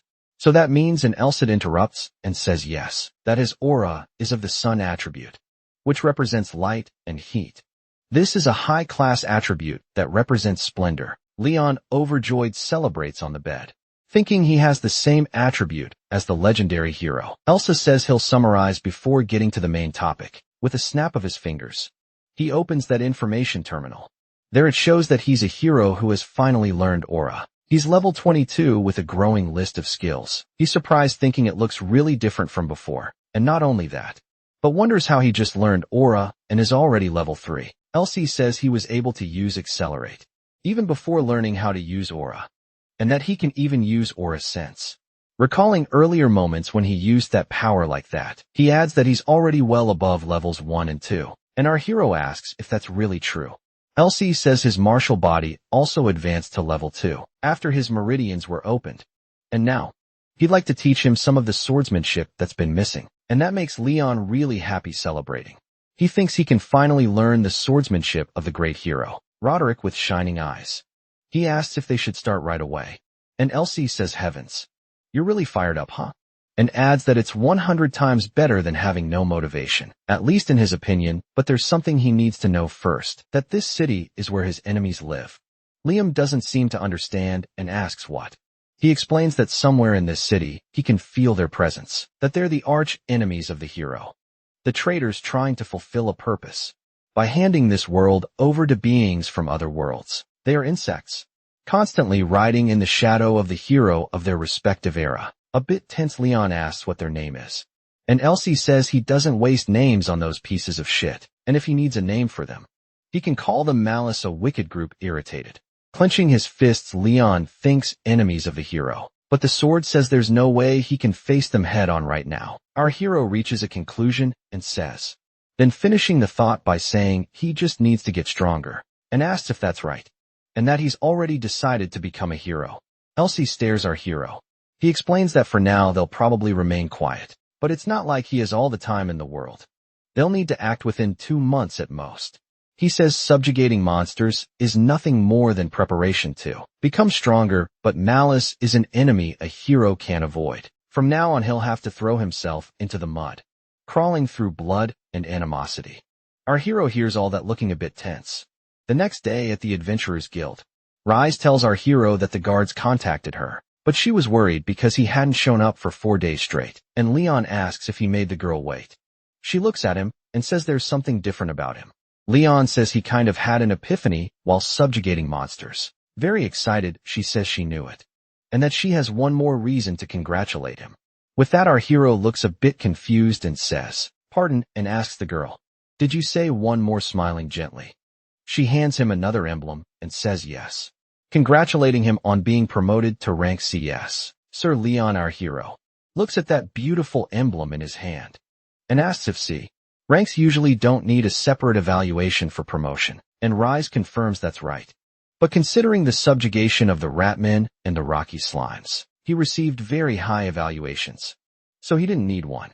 Thanks to the letter of appreciation from the Lord and the Captain, Leon looks proudly at the emblem and thinks he got promoted after completing only 2 requests. Elsa tells him that's not bad at all, and if he can pick up more requests, thanks to this promotion, it'll be easier to search for Malice. The boy then says he can start with the C rank requests, and Rise confirms he can start right away, showing him some papers. Rise thinks he's already looking for new requests, right after being promoted, and that holy knights really are on another level. And Elsie thinks that's probably how the girl is interpreting it, and holy power really is quite similar to sun aura after all. Liam asks what he thinks of it, and the sword says there seem to be some decent ones, but nothing related to malice. So he asks if they should focus on training until they find some clue, while the girl watches him talking to himself. She asks if he wants her to show him requests from a different category, since just picking rejected requests seems a bit, but our hero interrupts and says that's not it. He thinks silently for a few seconds, and asks her to show him requests related to the slums, or ones with a bad reputation. The girl seems a bit tense and asks the slums. Slums are usually places where the poor gather, but the slums in Blaine are different. They have thieves, informants, fugitives of convicts, smugglers, assassins, and that kind of people. It's an area occupied by lawbreakers. Leon thinks that if it's a lawless zone, formed on a large scale with characteristics of a free city, then Rise in the next moment says, there aren't any requests related to the slums. And that's because it's mercenary work and not adventure work. She says it a bit nervously. Our hero thinks, damn it.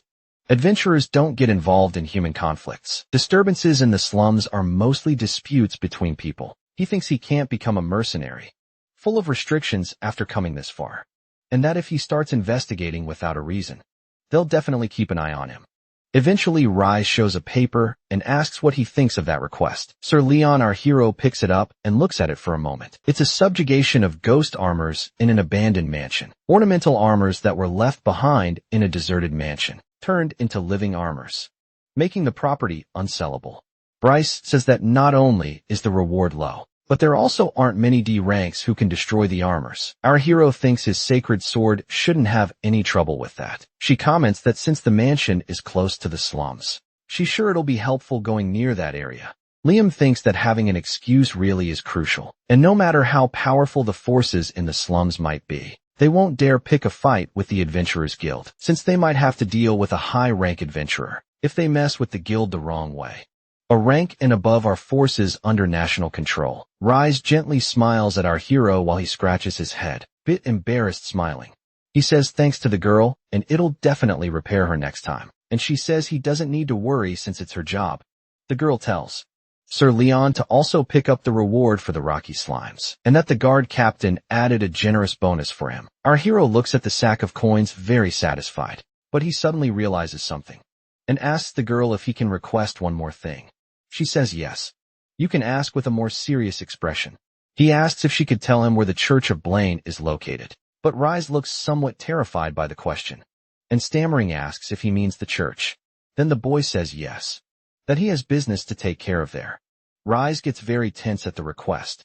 Liam thinks he knew she'd react that way, because if she believes he's the Holy Knight.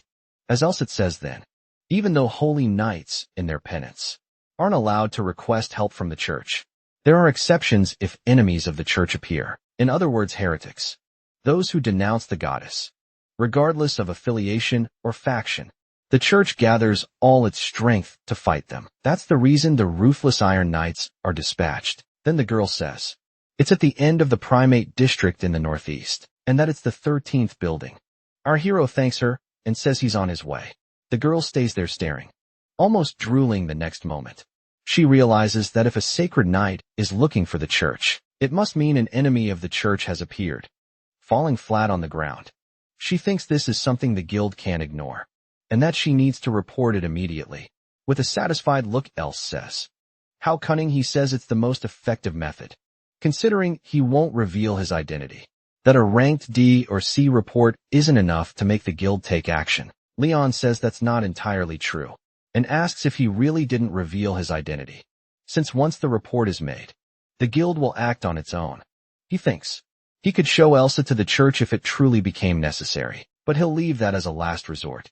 And Elsid's seal hasn't been fully released yet. Plus, he still has to improve his skills before proclaiming himself the wielder of the sacred sword before the church. But setting that aside, Leon asks about the living armors, and whether they're monsters consisting of suits of armor, walking around a bit surprised. The sword says no, which surprises our hero too. He explains that living armors are a rare natural phenomenon, and that those armors can move using magic or sorcery, or if someone imbues power into them. He says they have no ego and are nothing more than pieces of metal, with instructions inside to repel intruders. Leon asks if then a dispel spell from a mage wouldn't solve everything else. It explains that they weren't created using magic, so that wouldn't work. Because the principle of dispelling is like dismantling a building. By removing its pillars, it doesn't undo the whole pile itself. So that's why a mage is useless in this kind of situation. Our hero thinks and says, well, the ones we have to face aren't a big deal. He looks at a schematic on the paper and says, their armor set is made from a mix of iron coated with silver. The sword asks why he thinks they haven't been defeated yet, if they're easy to deal with. He explains that this would have been resolved long ago, if it had been assigned as a disciplinary mission. And that makes our hero uneasy. At the next moment, he seems to find something on that paper, and asks if the regeneration speed of the armors is abnormally fast, even after destroying each part of the armor. It reassembles in under 10 minutes. As a result, their weapons can't last through it. So they retreat or something like that. According to the document, Elsid says he understands, and that this is how strong a living armor made from iron alloy can be. Rolling up the document, our hero says they'll find out once they get there and says, let's go. Night falls on the city and they arrive in the slum region. He's surprised by what he sees, because it's far more crowded than he expected.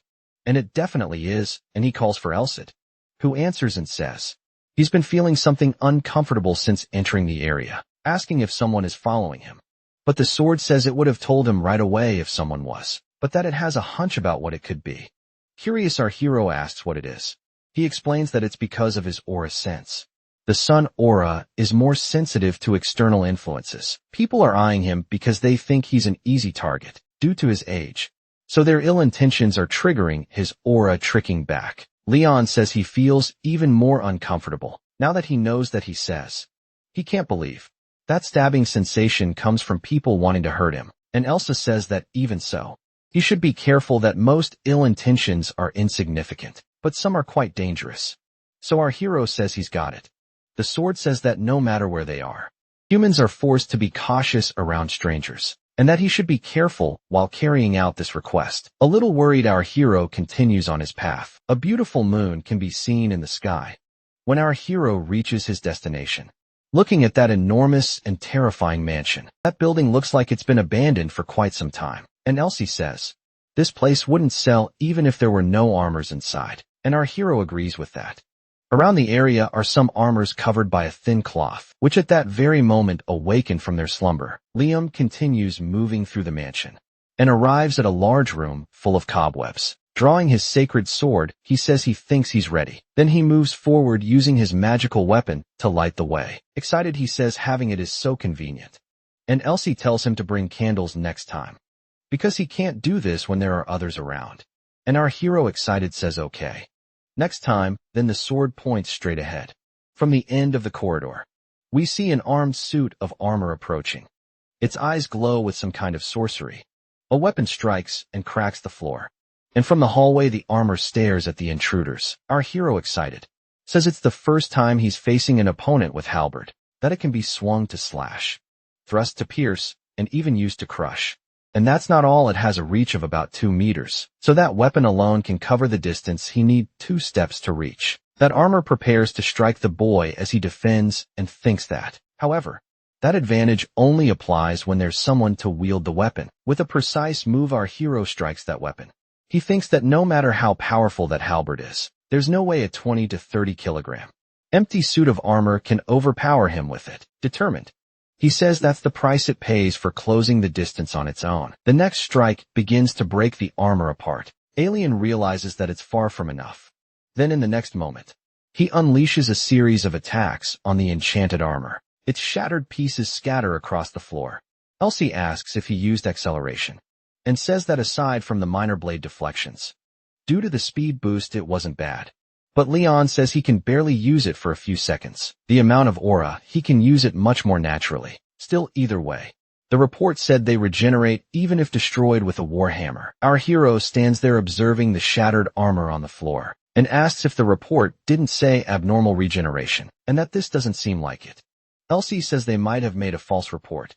Leon says that's possible, but a false report is a Class 2 crime in the guild, and if someone died because of a false report, The guild would put a bounty on the one who submitted it. He thinks something about this is bothering him. Who would take such a risk just to avoid a disciplinary mission? He thinks that now that he's reflecting on it, something seems strange from the beginning. No matter how tough the armors are, a group could handle them without issue. Elsid says he can't think of anything, and asks if there might be differences between each one. And our hero says it could be. And then he thinks he should be a bit more cautious. But the sword says it doesn't seem necessary because they came to him. Looking to the end of the corridor, our hero sees several eyes appearing, and a bunch of animated armors start walking toward him. He looks at what's coming and says he can't see them clearly, so asks if he can increase the brightness. Elsid says he's not sure if he's a sacred sword or a torch anymore, but he greatly increases the brightness of the magical sword. It seems that holy light illuminates the entire room. Our hero thinks it's amazing. Blindingly bright, but not too much for his eyes. It's a comfortable light for him. Suddenly loud screaming comes from ahead, and the armors begin shouting and covering their eyes with their hands, not understanding anything. Our hero says what the hell is wrong with them. The armor looks at him with smoke coming out of its eyes, and suddenly they charge and attack Leon. Our hero quickly reacts and counters the attacks from his enemies. He thinks these bastards are attacking together, and that although their attacks are easy to read, their movements are flawless. But he thinks there's more to it. This would only be a problem if they were real knights. Asking how long they think these repetitive movements will work on him, Elsa calls out to our hero, who suddenly realizes something distracted. An attack almost hits his head. He ducks just in time to dodge it. He jumps back and distances himself from his enemy. Annoyed, he asks what it is. Elsid, who says that those things are living armors. And Leon, irritated, asks what they are. Then he tells him to use his vision, because with his eyes he'll be able to see what they are. Our hero activates his special vision, and he realizes it's as if there's something inside the armors. He asks why there's smoke, and Elsie explains that the black smoke is a kind of evil energy, so it will devour his vitality the moment it touches his body. He says Liam's solar aura will be able to resist it, but nothing good will come from touching them.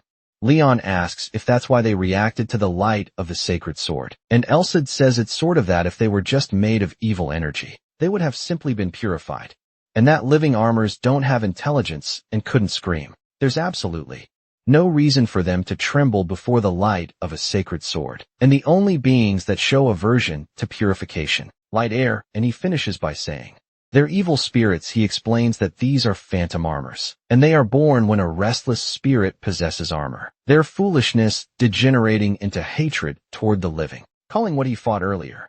Leon thinks that's why the one he cut down couldn't regenerate. Armors controlled by evil spirits can't be destroyed until their hatred is exhausted. No matter what you do, they keep getting back up.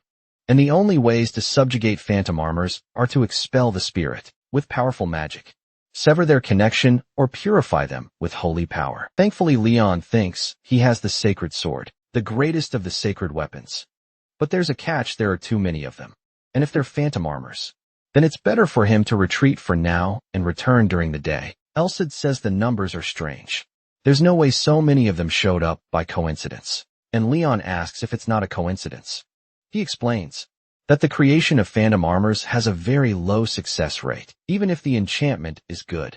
So whether by coincidence or artificial means, having this number appear here after so many failures means that hundreds or even thousands of spirits flowed into this mansion. Shocked, our hero says that's impossible.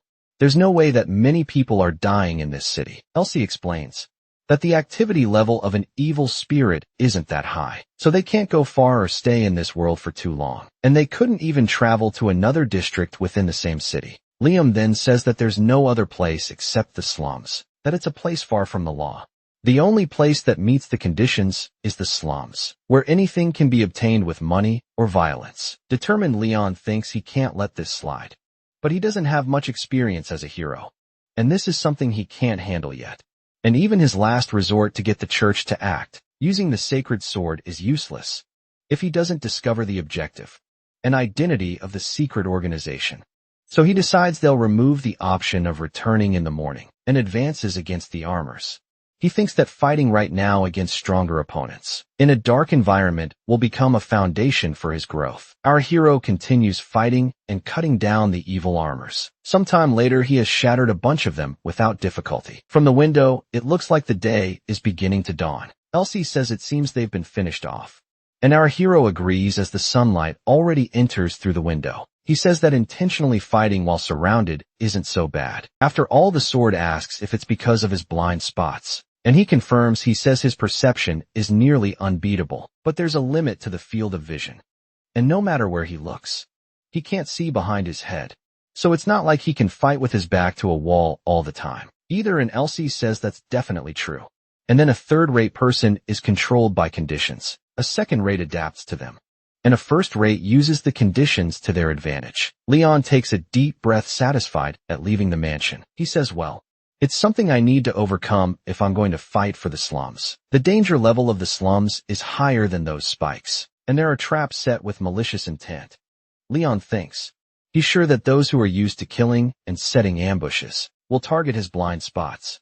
That if he keeps relying only on his vision, he might end up falling into a trap he can't escape from. On a beautiful day, a child was crying somewhere in the city. It seems something made that little boy upset. A man in a cloak approaches him and wiping his tears. The boy looks to see who it is. In the next second, he covers his mouth with both hands, frightened. A large, mean-looking man appears near him. Everyone around becomes tense at the man's presence, and as he walks, followed by his henchmen. Someone says it's Khan, and that he's the boss of the damn most powerful gang in Blaine. Someone says they observed districts 23 and 25 is ordered, but didn't see any slave who entered the area come back. The man says the people around the mansion were dangerous, so they didn't get any closer than they already were. But he asked if they should try to find out more. The boss says no, they should just observe from a distance, as they drew unnecessary attention by getting close. Then, sitting on a kind of throne, he calls for the next person, and they say they were inspecting the leaking water in districts 23 and 25. Among the waste, they found mixed human remains, and there were so many that they presumed at least 20 people were eliminated that day. Khan asked what the mage said, and his henchman says he mentioned something strange. That apparently, not even a black magic ritual could do something like that. The boss seems a bit worried about the situation. He orders them to gather everything he asked to be inspected, and write a report attaching the evidence. So the church and the guild are forced to act agitated. The man says that even if they don't know what's going on, the commission they'll get from the slave merchants will be cut in half if it gets resolved. Now, out of nowhere, splash of red liquid hits the other man's face, and the one who was complaining about the commission collapses. Lifeless Khan says a man dies if he doesn't know when to back off, just like that bastard. A henchman thinks he has an incredible technique that he couldn't even see anything was like.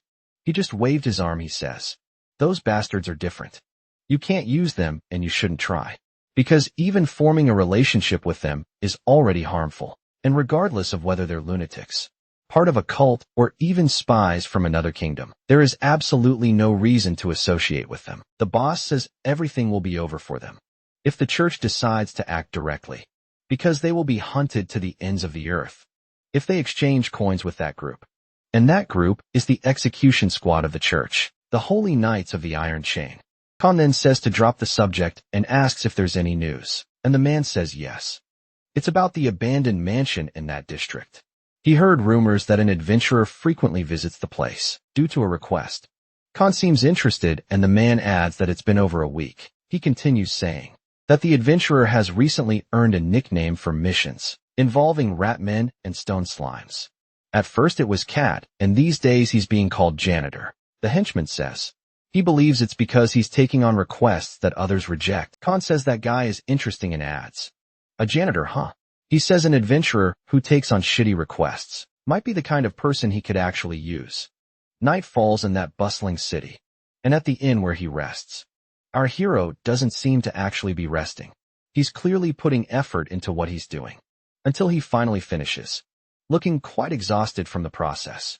Elsa asks how it went, if he managed to feel the movement of the aura flowing through his body, and Leon says yes, that it felt so mystical. He adds that an honest, average man is better than a sloppy genius, saying he's impressed that Leon is keeping up with the training. Leon says it's like he dies, and comes back to life every time he overcomes a trial, but he doesn't feel like he's grown. Just relieved, Elsa tells him to see for himself then, and with a snap of his fingers, he opens the terminal again. Liam questions why, aside from intermediate level sword mastery, his aura user level is low, and asks if it wasn't at the beginner level before. The sword says that's how fast his growth rate is, and that it's to be expected since it's Elsa who's teaching him. He explains that Leon is learning things that take other people hundreds of days to master. And our hero asks, but the 7-star sword isn't here. Annoyed, Elsa says there's no way he can claim to have learned a sword style if he can't even understand the first technique, and that he should be aware of that.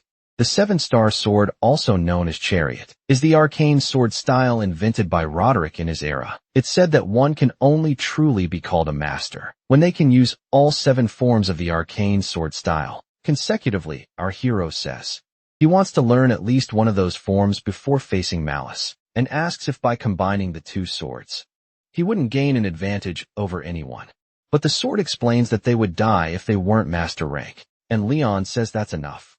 He says that since it's impossible to become strong enough in 2 months to defeat anyone in the slums, he needs a trump card. And there's no point in using an oral weapon if you can't use it well. Elsid seems to be evaluating the situation while he continues saying, start right now and he'll train to his limit. The sword says it's happy with his enthusiasm, but adds that today's training ends here. And our hero, a bit disappointed, asks why then. He says it's because there are some unwanted guests. While looking out the window, Liam questions these unwanted guests and goes to look too. Then Elsid says they're definitely not tenants. Our hero asks if they came because of him, but Elsid says he doesn't sense monsters or malice, and doesn't feel anyone skilled among them either. But by appearance they look like thugs.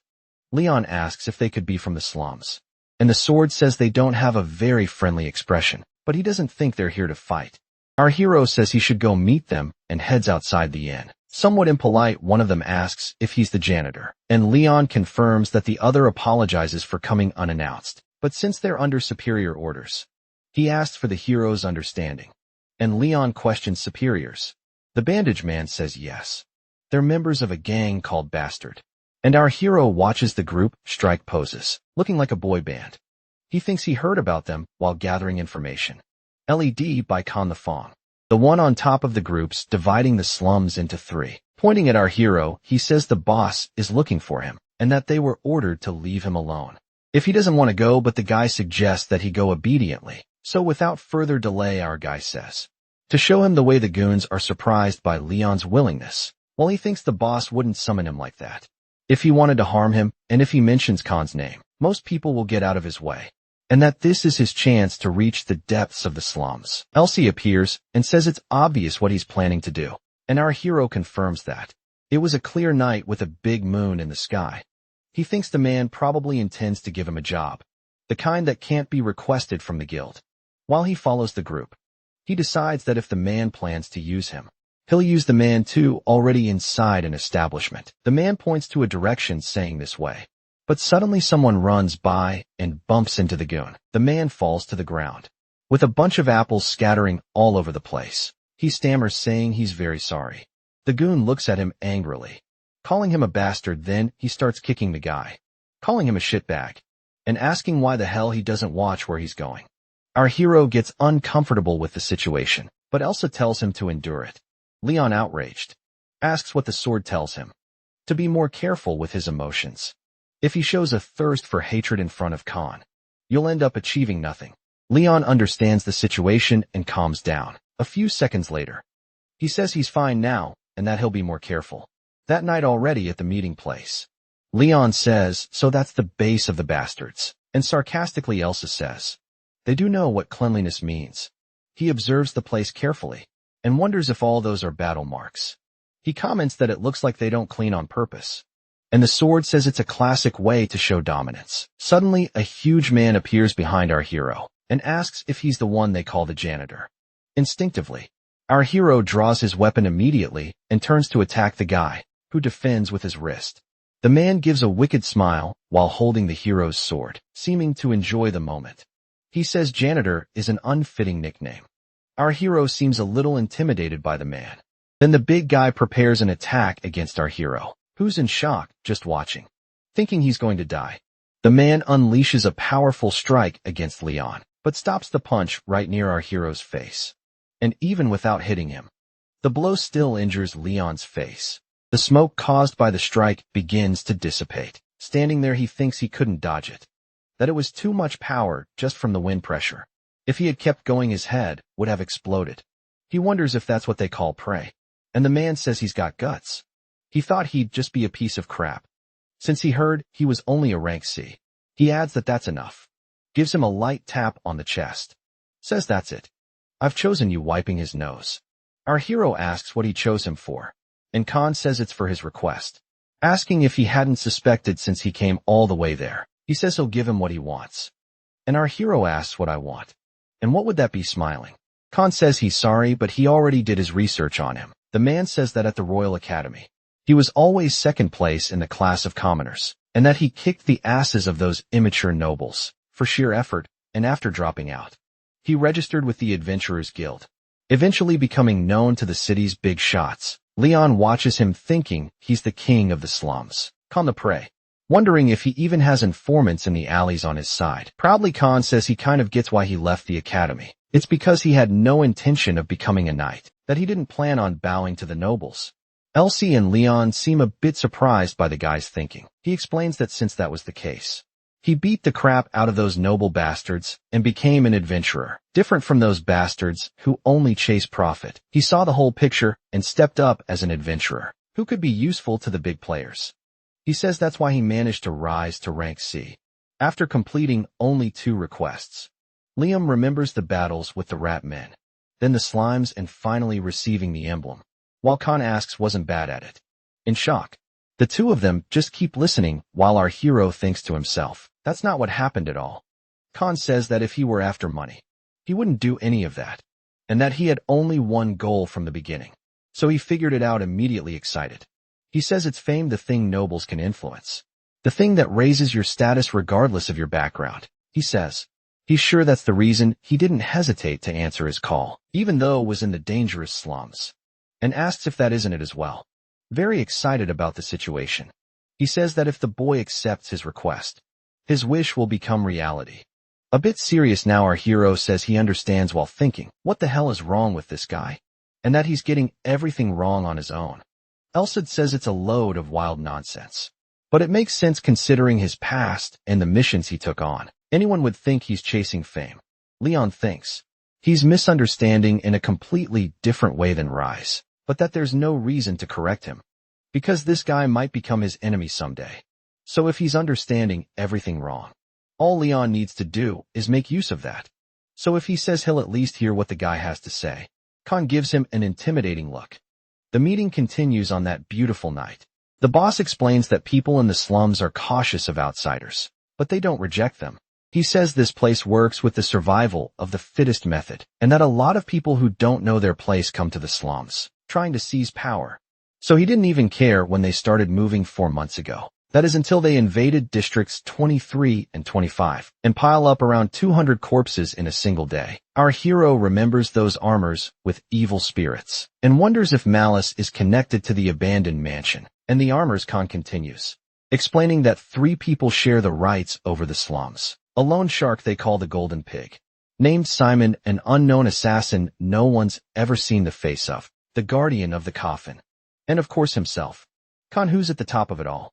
Leon thinks that maybe it's just because he met him first, but he can't imagine what the others are like just from the nicknames. He goes on to say that districts 23 and 25 were Simon's territory, but with around 200 deaths and all the money he lent out, he's furious about the losses.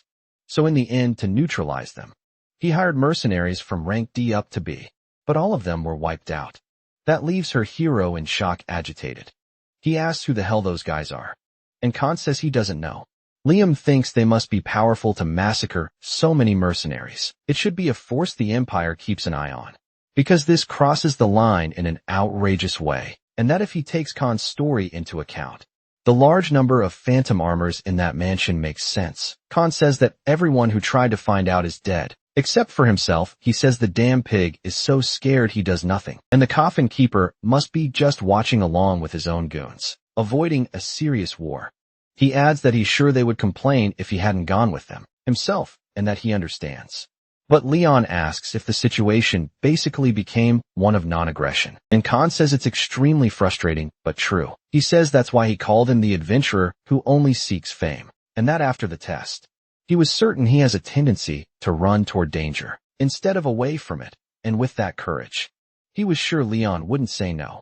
Leon says that from what he's saying, it sounds like he wants him to act like a hired assassin and to betray the guild while using him. Khan, satisfied, says he's smart, and it'd be great to have a lackey like him, instead of the idiots he has. But Leon says he's sorry he doesn't like gangs. Our hero thinks that in short, he doesn't want to lose power to those dangerous bastards, and wants to use him to borrow external strength. Leon thinks Malice is a much bigger problem right now, but this man could become an even greater threat someday. Our hero says all right, but asks how he intends to get the guild to act. Then the man shows him some documents. Liam picks them up to read and is surprised by what he sees. Looking a bit further, he's shocked. He thinks the document Khan showed him was full of evidence of people in the slums being sacrificed by Malice. Elsie is surprised too, and says it's probably hundreds, but in the worst-case scenario, it could be thousands. Our hero feels a strange wave of nausea, thinking that since these people live in a lawless zone, there's no way to really know what's happening. Elsie watches our hero and calls out to him, and he asks if the man can hand this over to the guild now, but Khan says no, that the guild's higher UPS are more hard-headed than he thinks. He says they would never believe something coming from such a suspicious source. Leon says that's why the man needs him. Khan confirms it and says he'll turn him into proof, enough to make the guild believe it's real living. Breathing proof, our hero says. That's shameless as hell because it doesn't matter if he gives a living report or dies and becomes the proof. Either way it serves him. Colin starts laughing uncontrollably and finally says, so he asked our hero if he's in. The young man calls Khan a shameless bastard, saying that for him, it's fine whether he gives a living report or dies and becomes proof. It works either way. The boss asks if he's willing, with emphasis, slamming the table. Leon confirms, thinking it's a shame. The boy admits it's not easy gathering info in the slums, and he might still save hundreds of lives by agreeing to the request. Khan throws two objects onto the table, asking him to take them. When Leon asks what they are, the man replies that it's a dagger marked with his seal. Show that to anyone who tries to pick a fight with you, and you'll see no one will dare attack you except the coffin keeper, says the boss. Leon says the thing gives him the creeps and hands the weapon back, which the man doesn't like. Cursing at him, the leader explains that in the bag, there are magical scrolls to be used if necessary, or sold if he prefers. He finishes by saying, to think of those resources as an advanced payment. The young man prepares to ask a question. A flashback plays in his mind about the punch he didn't receive during the fight earlier. He asks if the man intended to stop that punch from the beginning. Khan coldly analyzes the question in silence. With a smile, he says yes. Night falls over the city. Back at the inn where he's staying, in his room, Leon seems deep in thought. The gang leader is the one responsible for leaving him in that state. The young man thinks about Khan the Fong and how absurdly strong he is. He understands that he still needs to train more and get stronger. Young man asks Elsid if anything caught his attention while reading the documents, and he replies that yes, it did. However, he says he needs to conduct more detailed research first, because considering how Malice operates, if something goes off track, there's a high chance of disaster. Liam checks, and what the sacred sword is saying is that it needs to see things with its own eyes. And it agrees, thinking to himself, infiltrating an area where 500 mercenaries were defeated would be the kind of mission that's much easier said than done. He tells the sword that he believes he'll need a helper, someone who won't be swayed by money, and whom he can trust to protect him without hesitation. Worried, Elsie asks if he isn't setting the bar too high. The boy ignores that and adds one more thing, that it must be someone who can't tolerate Malice at all. The sword says there's only one place where he can find someone like that, and the boy asks if it's the 30th building in the Prima district. Another day begins for the duo of adventurers, standing in front of a building. Leon asks if that's the sacred church. He wonders why they would place a branch in such a poor district, and Elsid answers that the church always sends clerics to areas where marginalized individuals live. The sword explains that those blinded by money are tempted, and slaves to ambition are controlled. But the clerics don't fit into any of that. They're proper and upright. Clerics follow their own faith and the teachings of the goddess, so they can't be swayed from the path. In other words, they won't fall from your lies. Liam realizes that he has no choice, even though he doesn't want to draw attention to himself. As an inexperienced hero, he'll have to tell the truth, even by revealing his identity. Since the other person is a cleric, it won't tell anyone as long as he asks them to keep it secret. He also notes that although everyone's clothing is shabby, their eyes are bright and carefree. They're not even trying to steal from one another, which proves they trust each other. The boy wonders if that's thanks to the sacred church branch, and what kind of person the bishop in charge must be. As he approaches the door, he knocks to call someone. A voice asks who's there, and Leon says he's an adventurer and has something to tell the bishop. A strange feeling begins to run through his body. His aura seems to shift in some way. His aura is reacting to the aura of the person on the other side of the door. Someone with pointed ears and long hair stands there. Man says he is the bishop in charge of that branch, and his name is Caesar. The two of them, surprised, wonder if the person standing before them is an elf, with hands covered in bruises. The bishop is sipping something warm. The leader of that branch smiles and says, "The boy must be surprised that the bishop is an elf," and Leon responds not too quickly. The man admits it's not common to see an elf in his position, but the goddess loves all races equally, and he worships her with all his being. Now visibly startled, Leon hears that Caesar already knew of him because of his previous accomplishments. The water quality improved thanks to his efforts, and the number of people with stomach pain dropped significantly. He's sure the goddess is pleased. Says the elf awkwardly. The boy responds that he feels honored. With a more serious tone, the bishop says, "You mentioned you had something to tell me." The boy prepares for what he came to do, and asks the other to take a look at these documents. Before anything else, the man takes them and begins analyzing them slowly, and his expression, which was gentle at first, now shows intense anger. Caesar says, "This is a problem the church must act on directly," and the response gets the boy excited. The elf points out that the source of the information, unfortunately, will be considered suspicious, and for that reason, the central parish will likely ask for someone trustworthy to investigate again. If handled that way, it will take too long to address the matter, and Leon agrees the young man is looking for someone to investigate Districts 23 and 25 with him, and asks if the bishop has anyone suitable to recommend. Apologetically, Caesar says that no one in that branch knows how to fight. The man explains that some have learned healing and support arts, but he doesn't think they would be much help on a mission like this. Feeling disheartened, the boy thinks to himself that this was his last option. With anger returning, the bishop responds that since it's unavoidable, he himself will go with the boy.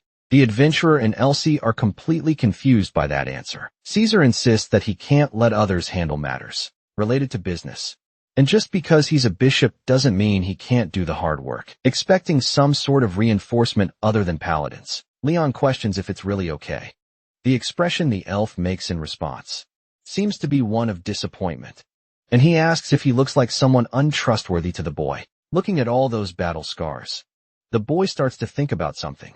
The bishop stretches out his arm and appears to be activating some kind of power. He begins to channel a red aura into his hand. The elf uses his fire aura, a type of aura that has reached the limit of its density, leaking out and burning the surrounding atmosphere, a technique that apparently can tear mithril to pieces, as if it were paper. Elsid says that seeing how quickly he manifested it, he must have mastered the ability through many battles, and is probably on the same level as Khan. Our hero thinks there's a reason he's called bishop, and Caesar asks what he thinks, adding that he won't slow him down. Liam, awkward, says he actually thinks the one who might slow someone down is himself, and the bishop, smiling, says, "Please don't compliment him too much. He says he was a member of the Iron Chain Holy Knights 50 years ago, but now he's nothing more than a retired soldier." Liam thinks about that name, Iron Chain Holy Knights, and wonders if he was part of the strongest force on the continent. Exciting, our hero says he'll be in his care, while the elf replies that he should be the one saying that to the boy. Caesar asks for a moment and says he'll go grab his weapon, asking if he can wait for him in the front garden. So Liam agrees. He thinks that he's teaming up with someone who was part of the Iron Chain Holy Knights. It's like he has an army or something. And besides that, a weapon from his time as a knight might be a cool bow that matches the forest elf tribe else. It says he's May. Even asks if he didn't notice the calluses Caesar had on his hands, and our hero gets confused. and out of nowhere a spiked iron ball slams into the ground and Caesar, smiling, appears wielding a flail. Leaving our hero and his companion a bit surprised, they stay in the garden for a bit. And Caesar decides to give a little demonstration of his weapon. Then he swings that weapon from side to side and unleashes an attack, hitting those nearby rocks head-on, shattering them into several pieces. Smiling gently, he says, "Phew. That's good. It's been a long time since I felt this. I'll never forget what it was like to crush heretic skulls with this weapon." That also surprises our hero and Elsa a bit. While Caesar continues and says to destroy evil and also his own sins, he adds that he's sure the goddess will also watch over their holy battle. Asking what our hero thinks, stammering says probably yes, while the elf says without a doubt she will. Sometime later, near the end of the afternoon, our hero is walking through those dark streets. He asks Elsid if His Excellency is following them properly, and he confirms he is. Leon says he asked him to wear something more suitable for walking around the slums, since he can't go wandering into a criminal den dressed like a cleric. But he feels something strange. He can sense his presence through aura, but can't detect him with any of his other senses. Elsa explains that it's like an aura ability, a technique that erases your presence using aura. He says it's a difficult skill to use while moving, but he's very proficient at it. Suddenly a man who looks drunk bumps into the elf. Agitated, he yells at him to watch where he's going. When another man asks where the hell he's looking, and there's no one there, Elsa says he must have a lot of experience in infiltration missions. So Leon says he's being treated like he's invisible, even though he can sense him through aura. He explains that he shouldn't be able to sense him, since he erased his presence with aura. But those restrictions can be bypassed depending on the attribute, and from the way he responds. Being of the sun attribute, the elf is probably moon, he says. He can sense the elf's presence, because his attribute makes stealth less effective against him. He has the sun attribute. Our hero thinks sun and moon. Is it a coincidence, or is it also fate? Sometime later, Leon says they've arrived and that this is District 23. The sword says that gangster dagger definitely helped, and our hero confirms it. He remembers some rough-looking men staring at them, and he showed them the gang's dagger, and all the gang members they encountered along the way obediently stepped aside. Caesar says he can't believe they got through the slums that easily, and adds that the boy is just as amazing as he heard. He says that thanks to him, he can swiftly judge those insolent heretics who insult life, without even knowing how to be grateful for the goddess of grace. Our boy and Elsie feel a bit tense around the elf, clearing a path through the ground. Leon says that from here on, it's Malice territory and that it's dangerous to go over ground, so they'll take the sewer path that Chan told him about. They descend as the elf lights the way with his magic. They continue through the sewers together. Suddenly, the elf extinguishes the light and signals for him to stay quiet. Through a passage they can hear someone saying, "That's it for today." They didn't meet the quota because the sacrifices started to resist, but honestly 70 people a day is a bit excessive, even if they keep disposing of them non-stop. It'll only end at night when the ritual is complete, and they complain that those bastards are making them clean up everything. Our hero thinks a ritual 70 people in one day. They've been killing that many every day for a month. As he thinks how unforgivable that is, he sees the elf drawing his weapon, saying he'll go ahead, and with a leap piercing through the floor, he appears behind the men, who were talking in an instant. His weapon is already at one of their faces. With skilled movements, the elf takes down both of them in a flash. Our hero climbs out of the hole, calling out to him while stammering a bit, and the elf explains that they were supposed to infiltrate. Another man appears ahead, wearing an intimidating mask and releasing some kind of smoke, but without giving him a chance, the elf swiftly attacks. Something seems to surprise the bishop. Then he realizes his weapon didn't hit. The target is stopped at a magical barrier. The guy laughs and says attacks don't work on that outer armor. Agitated, he asks how they dare infiltrate that place, that they must have lost their minds, and that they arrived just in time, since they were running out of sacrifices. But in the next moment the man is split in two. Our hero finishes the guy off with a precise strike of his weapon, and as he glares at the other man, the guy stammers, asking who the hell he is and if he has any idea who they are. At that moment the elf appears behind the man, grabbing him by the head. Then more cultists are eliminated by the duo. The two of them look down at the bodies on the ground satisfied. The elf says Brother Leon has already taken care of the men, and awkwardly, He replies that His Excellency shouldn't say that out loud. Our hero says those bastards were using excellent blades, and Caesar says he stole one of their weapons, which must be why he could ignore their heretical art discreetly. He asks Elsa if everything's okay, and he says yes. Everything is going according to plan, that he placed a unique spell on his appearance, so he should look like a regular sword to others, just like the ones they're carrying. Our hero thinks the sacred sword really would stand out too much otherwise. But if someone is very knowledgeable about the Church of Roderick, they might still realize that this is a sacred sword. He can't exactly call this a successful infiltration, but they've discovered the enemy's true nature, and there's no better proof than what they just heard. The elf says that's true, but it's not an infiltration if they don't succeed, just like it can't be called an assassination if there are no witnesses, and if you kill all of them, can be called infiltration. Elsid and our hero smile at the elf, but they're a little tense.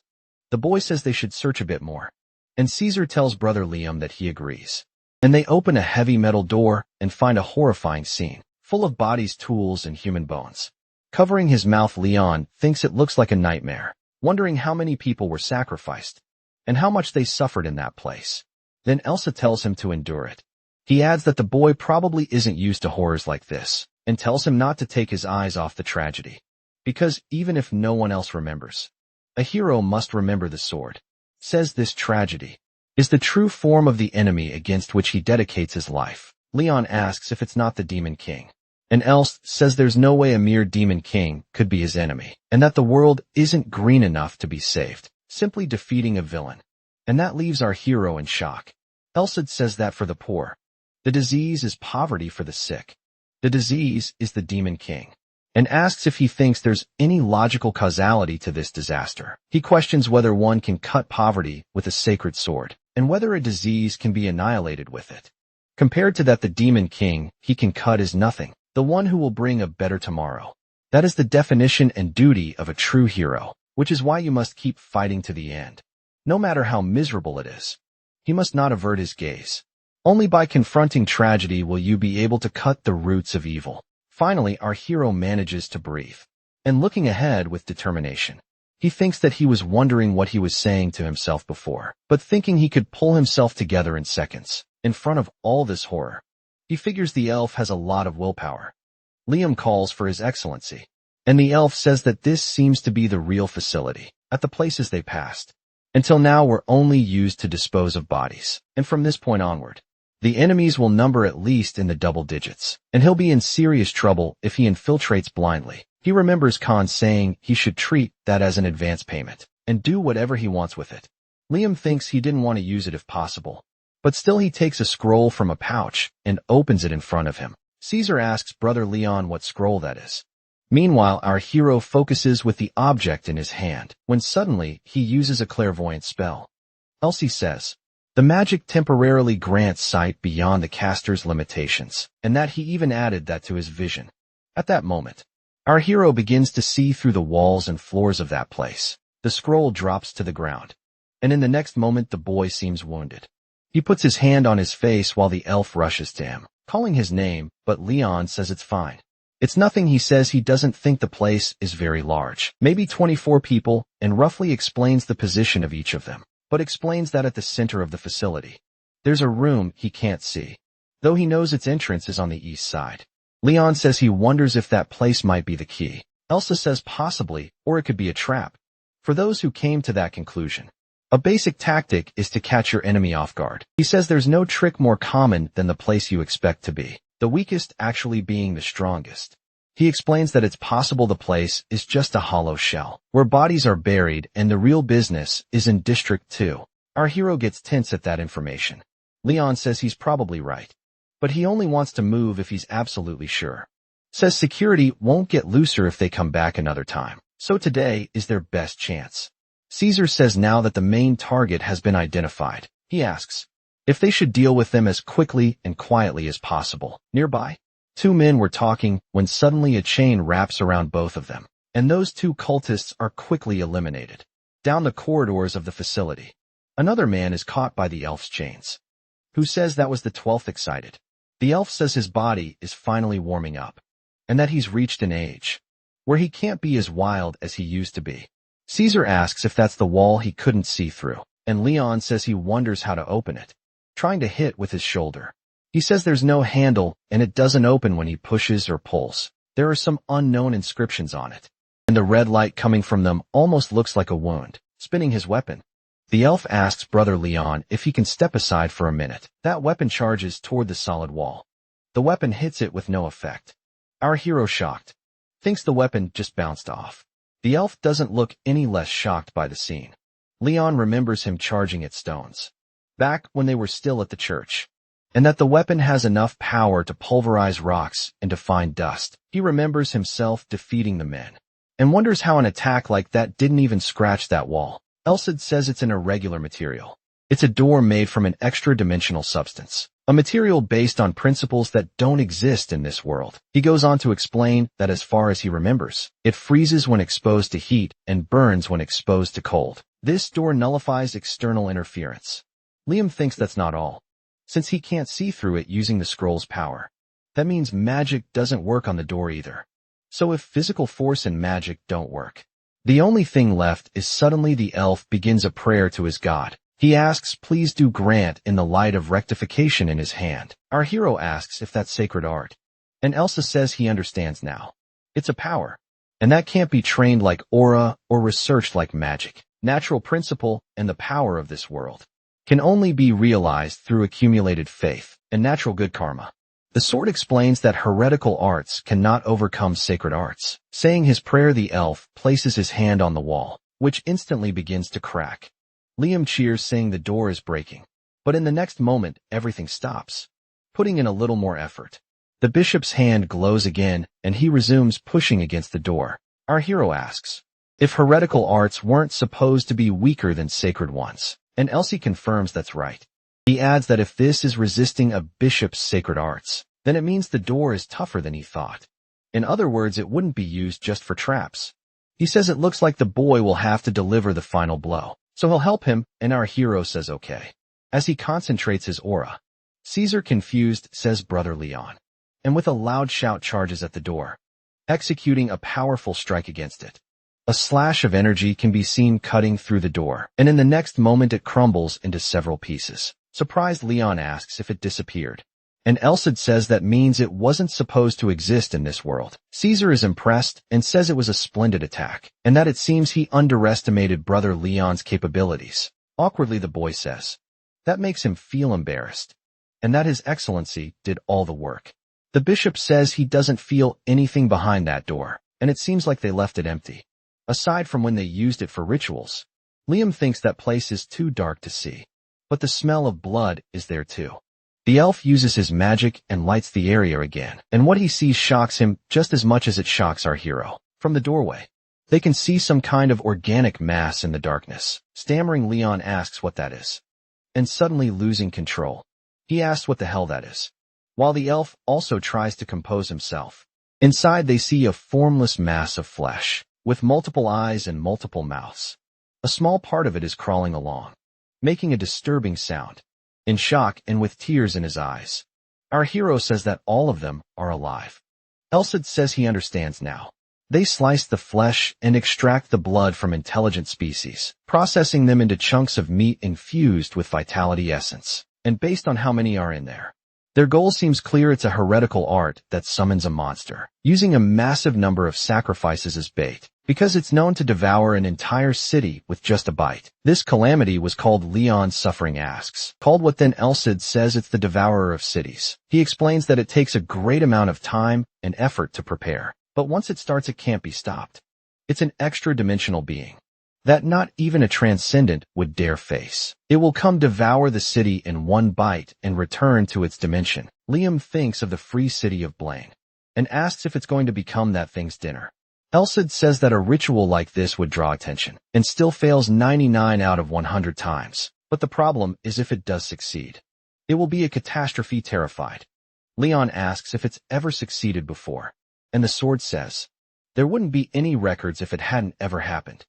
He explains that the thing about heretical arts is that no one knows what phenomenon will occur until it's activated, and the church only develops countermeasures after the fact. Horrified, He asks what the countermeasure is for the devourer of cities and says they can't possibly face something like that without a plan, right? Elsid seems tense and deep in thought while the boy calls out to him. He says that this facility seems to be just a place to process sacrifices for the devourer of cities.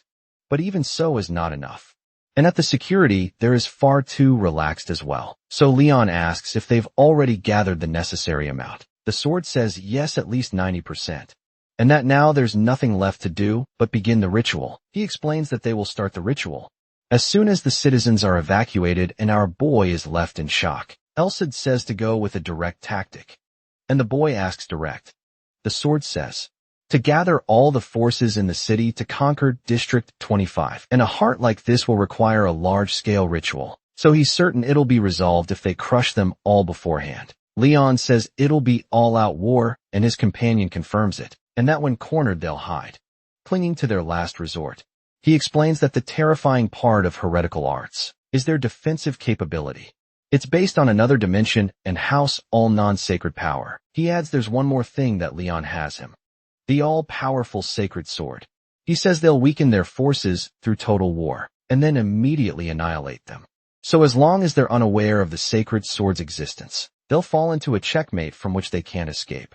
Leon says that sounds better, and that if they're not idiots, they'll realize their identity has been exposed, and will send an ambush excited by the idea. The boy says they'll have to take that gamble too. The elf turns to the boy and calls out to brother Leon. He adds that they need to get out of there quickly, because it seems they found out they're infiltrating the place. Leon crouches to pick up a piece of that thing and says, right then, and thinks about what it means to stay alive in a state like this, as he puts it inside a pouch.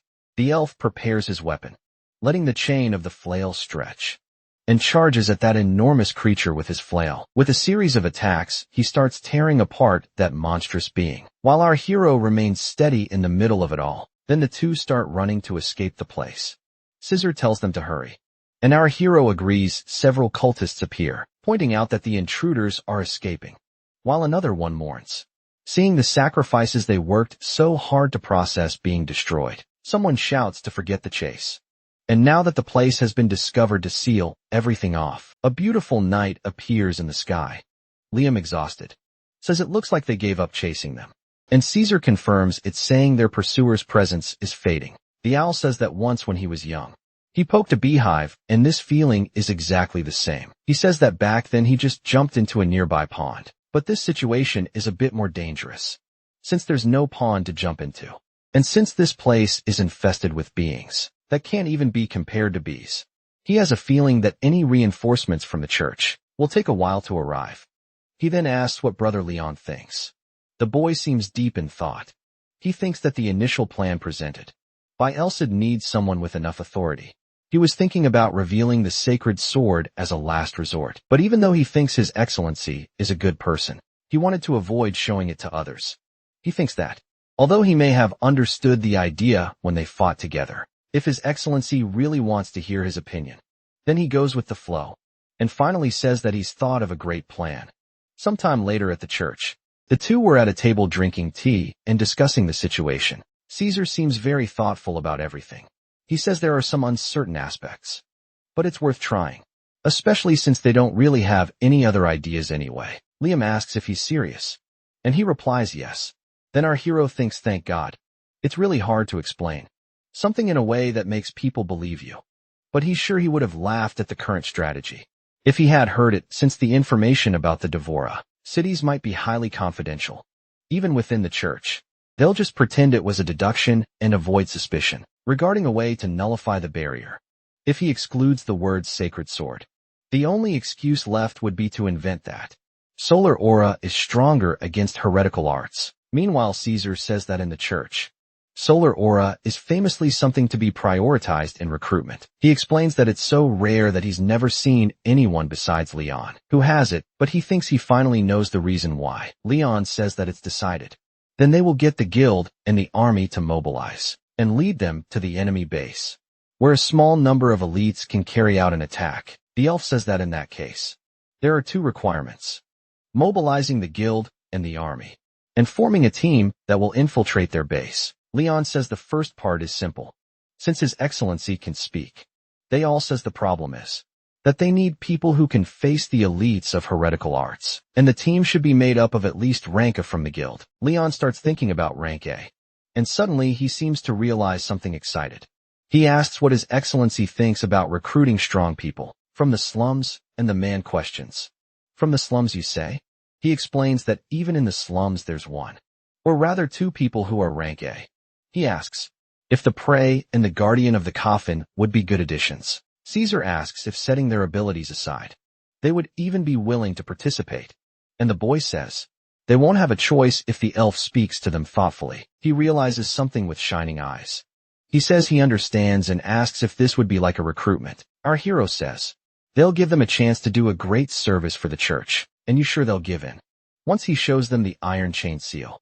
Elsid says he's sure he gets stabbed if the people he's talking about heard that. Liam remembers the powerful attack from Khan and says he's definitely not doing this out of revenge for making his nose bleed. The next day at the Adventurers Guild, everyone is terrified and trembling because of something. Rise is frightened and welcomes Lord Lien, and it seems like she was about to do so for someone else too. Behind our hero, a person in armor approaches. That armored man stares directly at the guild's receptionist, terrified. The members wonder if that man isn't the Holy Knight of the Iron Chain, and what business he could have with the guild. Leon says he's not there today for a rescue request, for official business, removing his helmet. The elf says his name is Caesar, that he's a bishop of the sacred church, and is there to request the guild support in the name of the sacred Iron Chain. Out of nowhere, a loud voice can be heard from outside the guild shouting what? Sometime later, in a quieter room, a man introduces himself as Bernard, the head of the Blaine division, and says that although they haven't done business before, it'll be in his care. Leo notes that the man is even bigger than Khan, and that he heard rumors that he was ranked A in his prime, but retired due to a leg injury. Bernard says he fully understands the gravity of the matter, since it's serious enough for Holy Knight to request such a meeting. Our hero thinks it must be because of his experience as guild master, but the discussion was quick, until they mentioned how little time was left, which complicated things according to the guild master. Out of the current 4 rank adventurers in Blaine, only one can be mobilized, excluding those in the middle of missions.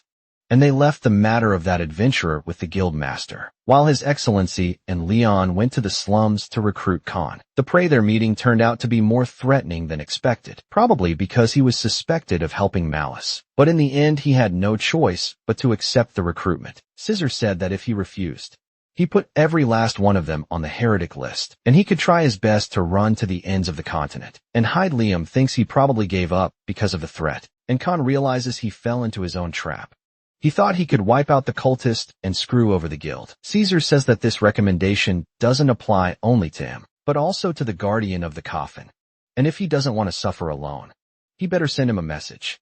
Confused, Khan asks if it's just him and the guardian of the coffin, and the elf says that two are enough for the essential forces, and for the rest, evacuating and distancing the citizens before the subjugation should be enough. Khan asks if he's planning to cut off the snake's head with a small elite group, and Caesar says he's quite clever for a mere gangster. Leon thinks that in any case, they can afford to leave Khan out of this. They all have to unite against the devourer of cities. That's better than everyone dying. Liam thinks that they said all that. To think that so many people had gathered in just 2 days. From a high vantage point, our hero observes all those people alongside Caesar. Rise says they sent an emergency request for all guild members, ranked C or higher, and most decided to join. Bernard says there are approximately 1,500, and that's what he would truly call a total war. Our hero thinks he was able to persuade Lord Blaine, thanks to the evidence he had saved. The garrison has already surrounded District 25, and the close quarters combat will be entrusted to the adventurers and mercenaries, while the other troops will assist from the rear. With long-range attacks, Elsid says it was a wise decision, and that they'd only become sacrifices to the heretical arts if they charge in recklessly, like usual, so rather than empowering the enemy, it's better to harass them even passively. Our hero looks at him, seeming very satisfied, and thinks that either way, the men forces them even though it's just one person. The Lord of Blaine sent someone to assist them.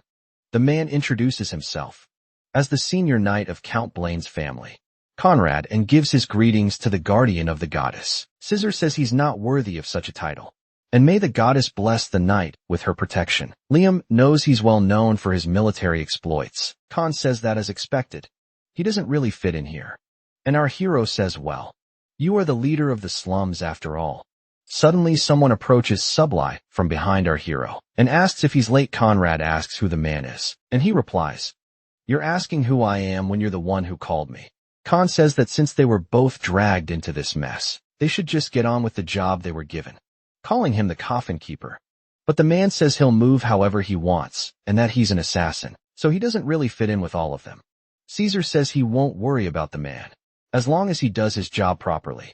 However, if he tries to follow them around, relying solely on stealth, he'll soon realize there's nowhere to hide from the radiance of the goddess. The assassin stares at him and says, "So scary," then immediately begins to vanish into the air. Our hero thinks he can't believe he's unable to sense him, even while using his aura sense and even his vision. It all says now it looks like only one is left. And Leon says it's the adventurer hired by the guild. Suddenly a tall woman appears saying, "Hi /Tilda. I'm a bit late, huh?" She says they didn't really explain the request to her well, so she had to prepare a lot of stuff and introduces herself as Karen. The three of them seem pretty tense around the woman, while Leon wonders, what's up with this huge contrast between her and the previous one? That gangster and two more adventurers. A retired holy knight of the Iron Chain, and a senior knight from Count Blaine's domain, and also an assassin. Liam thinks it's irrational to expect unity in a group like this, and figures it's unavoidable, since they were hired based solely on individual strength. The time has come, and our hero says they're going to begin. A massive fire explosion erupts in a corner of the district. Fireballs are launched by catapults. The district burns in flames. Some of the men scream that it's an ambush, ordering them to contact HQ immediately. But something seems to catch the attention of one of the cultists. Looking up, he sees a rain of glowing objects, and suddenly that rain of arrows falls upon them, striking them full-on frightened by the situation. The man shouts to release the abomination quickly. The district continues burning. Completely destroyed, a massive creature appears, smashing through everything in its path. Someone yells fire, and the archers unleash their arrows on the bizarre creature. In the next moment, that thing raises its hand and slams it down hard, smashing the wall where the archers were positioned on the ground. Badly wounded, one of them says the arrows had no effect. Some men come running and calling them weaklings, saying it's their turn now. The mercenaries order them to push everything to death. The elite group realizes that a stalemate is starting to form. Elsid says they handled the situation magnificently, but the abomination is a tough monster to face. He says the fight will last at least 10 minutes, and if they move according to the plan, those who realize they're at a disadvantage in a frontal assault will try to hide within their shells. The Knight of the Lord says, "That's right," and out of nowhere, a tornado appears in the middle of the city, with a knight repeating exactly that. Elsid says it's not natural, no matter how much he observes it, and Leon asks if it's a heretical art. Suddenly Scissor says, "It's their turn now," and takes off running. Our hero tries to keep up, but realizes his companions are really fast, or maybe he's just kind of slow. Soon they arrive in front of that tornado. Our hero arrives shortly after, panting, and the knight says, "Oops, we didn't take you into account, sorry." Then in a serious tone, he says that he will now test for himself how durable that barrier, made from heretical arts, really is. He uses a fire aura ability. Flames begin to coil around the tornado. Leon says it's a powerful fire, as expected of Sir Conrad. A few seconds later, the knight says the barrier is indeed very strong. Con sarcastically tells the weakling to step aside and leave the knight to die, charging toward the barrier. He prepares a strike and unleashes a powerful punch against that thing. But the group keeps watching, and it doesn't seem like the scene changed much at all. Then Conrad takes the opportunity to strike back and says, "Wow, that's amazing." Caesar says his sacred art should be able to crack the barrier, but he should conserve his energy since they don't know what's inside. Stretching his shoulder, our hero says he showed an ugly side of himself. The other companions get curious about the boy, and he asks Elsie if he's gathered enough power. And the sword replies, "Of course. More than enough." It says it's overflowing with power, thanks to the bastards he destroyed earlier. And that absorbing the power of a single heretic is more effective than thousands of monsters. So he doesn't need to hold back. Go all out, Leon says, "Fine. but he shouldn't get so excited that it breaks the transformation. Then, concentrating his power, our hero prepares to attack the barrier. The elf seems to recognize something while Khan is impressed. Leon unleashes his powerful attack. With a shout that strikes shatters the barrier and the tornado. Together the group impressed as the heretical barrier was destroyed. And now is their chance. The group finally descends through the hole. They walk through the damp quarters. Scissor lights the way in those dark hallways. The Alpha asks if the guardian of the coffin is there, and suddenly he appears beside our hero saying, of course, making the boy freeze up. Leon thinks the 6 of them made it in safely. But beyond that, those 2 are wearing chainmail, yet made no sound when walking. Elsie says, that means their basic movements are on a completely different level, and our hero thinks he still has a long way to go. Karen catches the group's attention and says, there's an entrance leading underground just ahead. The elf finds it suspicious, and Khan agrees it could be a trap, while Conrad says even so, they can't just ignore it. Then the girl says this must be the only entrance to the underground, and that they should try it, though they feel it was all a bit too easy. Caesar asks Miss Karen if she can detect any traps from up there. Leon thinks the guild master said she was a rogue, but the girl says it's difficult, that the area beyond the stairs is a completely different space from up here, so she won't be able to tell until they've gone in. Scissor says, they're going in, because the situation will only get worse if they waste time, and it won't improve anything. The knight agrees and says they should go now. So the elite group begins descending the stairs. Meanwhile, Leon notices he still can't sense the presence of the guardian of the coffin, and can't tell if he's following them or not. As he descends the stairs, he ends up stepping on a stair that activates some kind of magical trap. The ground vanishes beneath his feet, and he screams in surprise. Our hero tightly closes his eyes, bracing for impact, but it never comes. Then he realizes he's on solid ground, but no longer on the stairs, and wonders where he could be. Looking around, he realizes everyone's gone, and he can't sense anyone's aura. Elsid says it's a labyrinth formation, a classic technique. It distorts and expands space to enlarge the base area. The others must be scattered in different parts of the labyrinth, and with luck he'll find them soon. Suddenly Karen appears, calling her hero Junior, and saying they found each other right after the split. Elsid says luck. The girl says it's a relief, and asks if he would have gotten anxious, being in a dark place like this. And all he can think is Junior. Levin asks the girl, calling her Senior, if she ended up alone too. And she freezing says no, that there's a creepy guy stuck to her. And our hero thinks creepy guy. From within the shadows a man asks who he's calling creepy. Karen says who else there besides him is creepy, and that if he didn't like it, he should get out of her shadow, asking why he's squirming in there like some kind of freak. And the guy says he can go wherever he wants. Liam thinks he was lucky to regroup with a rogue, and to be honest, he doesn't need to worry about any of the others. He finally says that in that case, they should get moving, and Karen says she likes his confidence. Smiling, she asks if she can count on the Junior. And quite confident, he says he won't let her down. As they walk down the corridors, the rogue keeps her attention on everything. The trio reaches the end of a hallway filled with doors. Karen instantly points to one and says, it's that way. Our hero gets a little tense. Leon notices that she's moving faster than instinct would suggest, and wonders if it's really okay to keep following her like this. Elsie says she hasn't been wrong once, so they should keep following her. Her tracking skills are superior even to forest elves. Leon asks if she's really that good, and he replies that maybe it's because of her aura and the darkness, and there is working in their favor. Suddenly she raises her arm to make them stop. Karen tells him to wait. She senses an enemy presence surveying the situation. She says there are 3 of them, and there's no way around. Smiling, she asks the boy what he wants to do.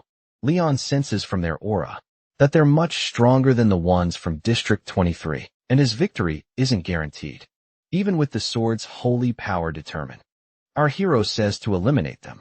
Karen says he's pretty bold for a ranked C, and asked if he knows how humiliating it would be to ask for help. After saying that, and he replies, she's the one who should say that.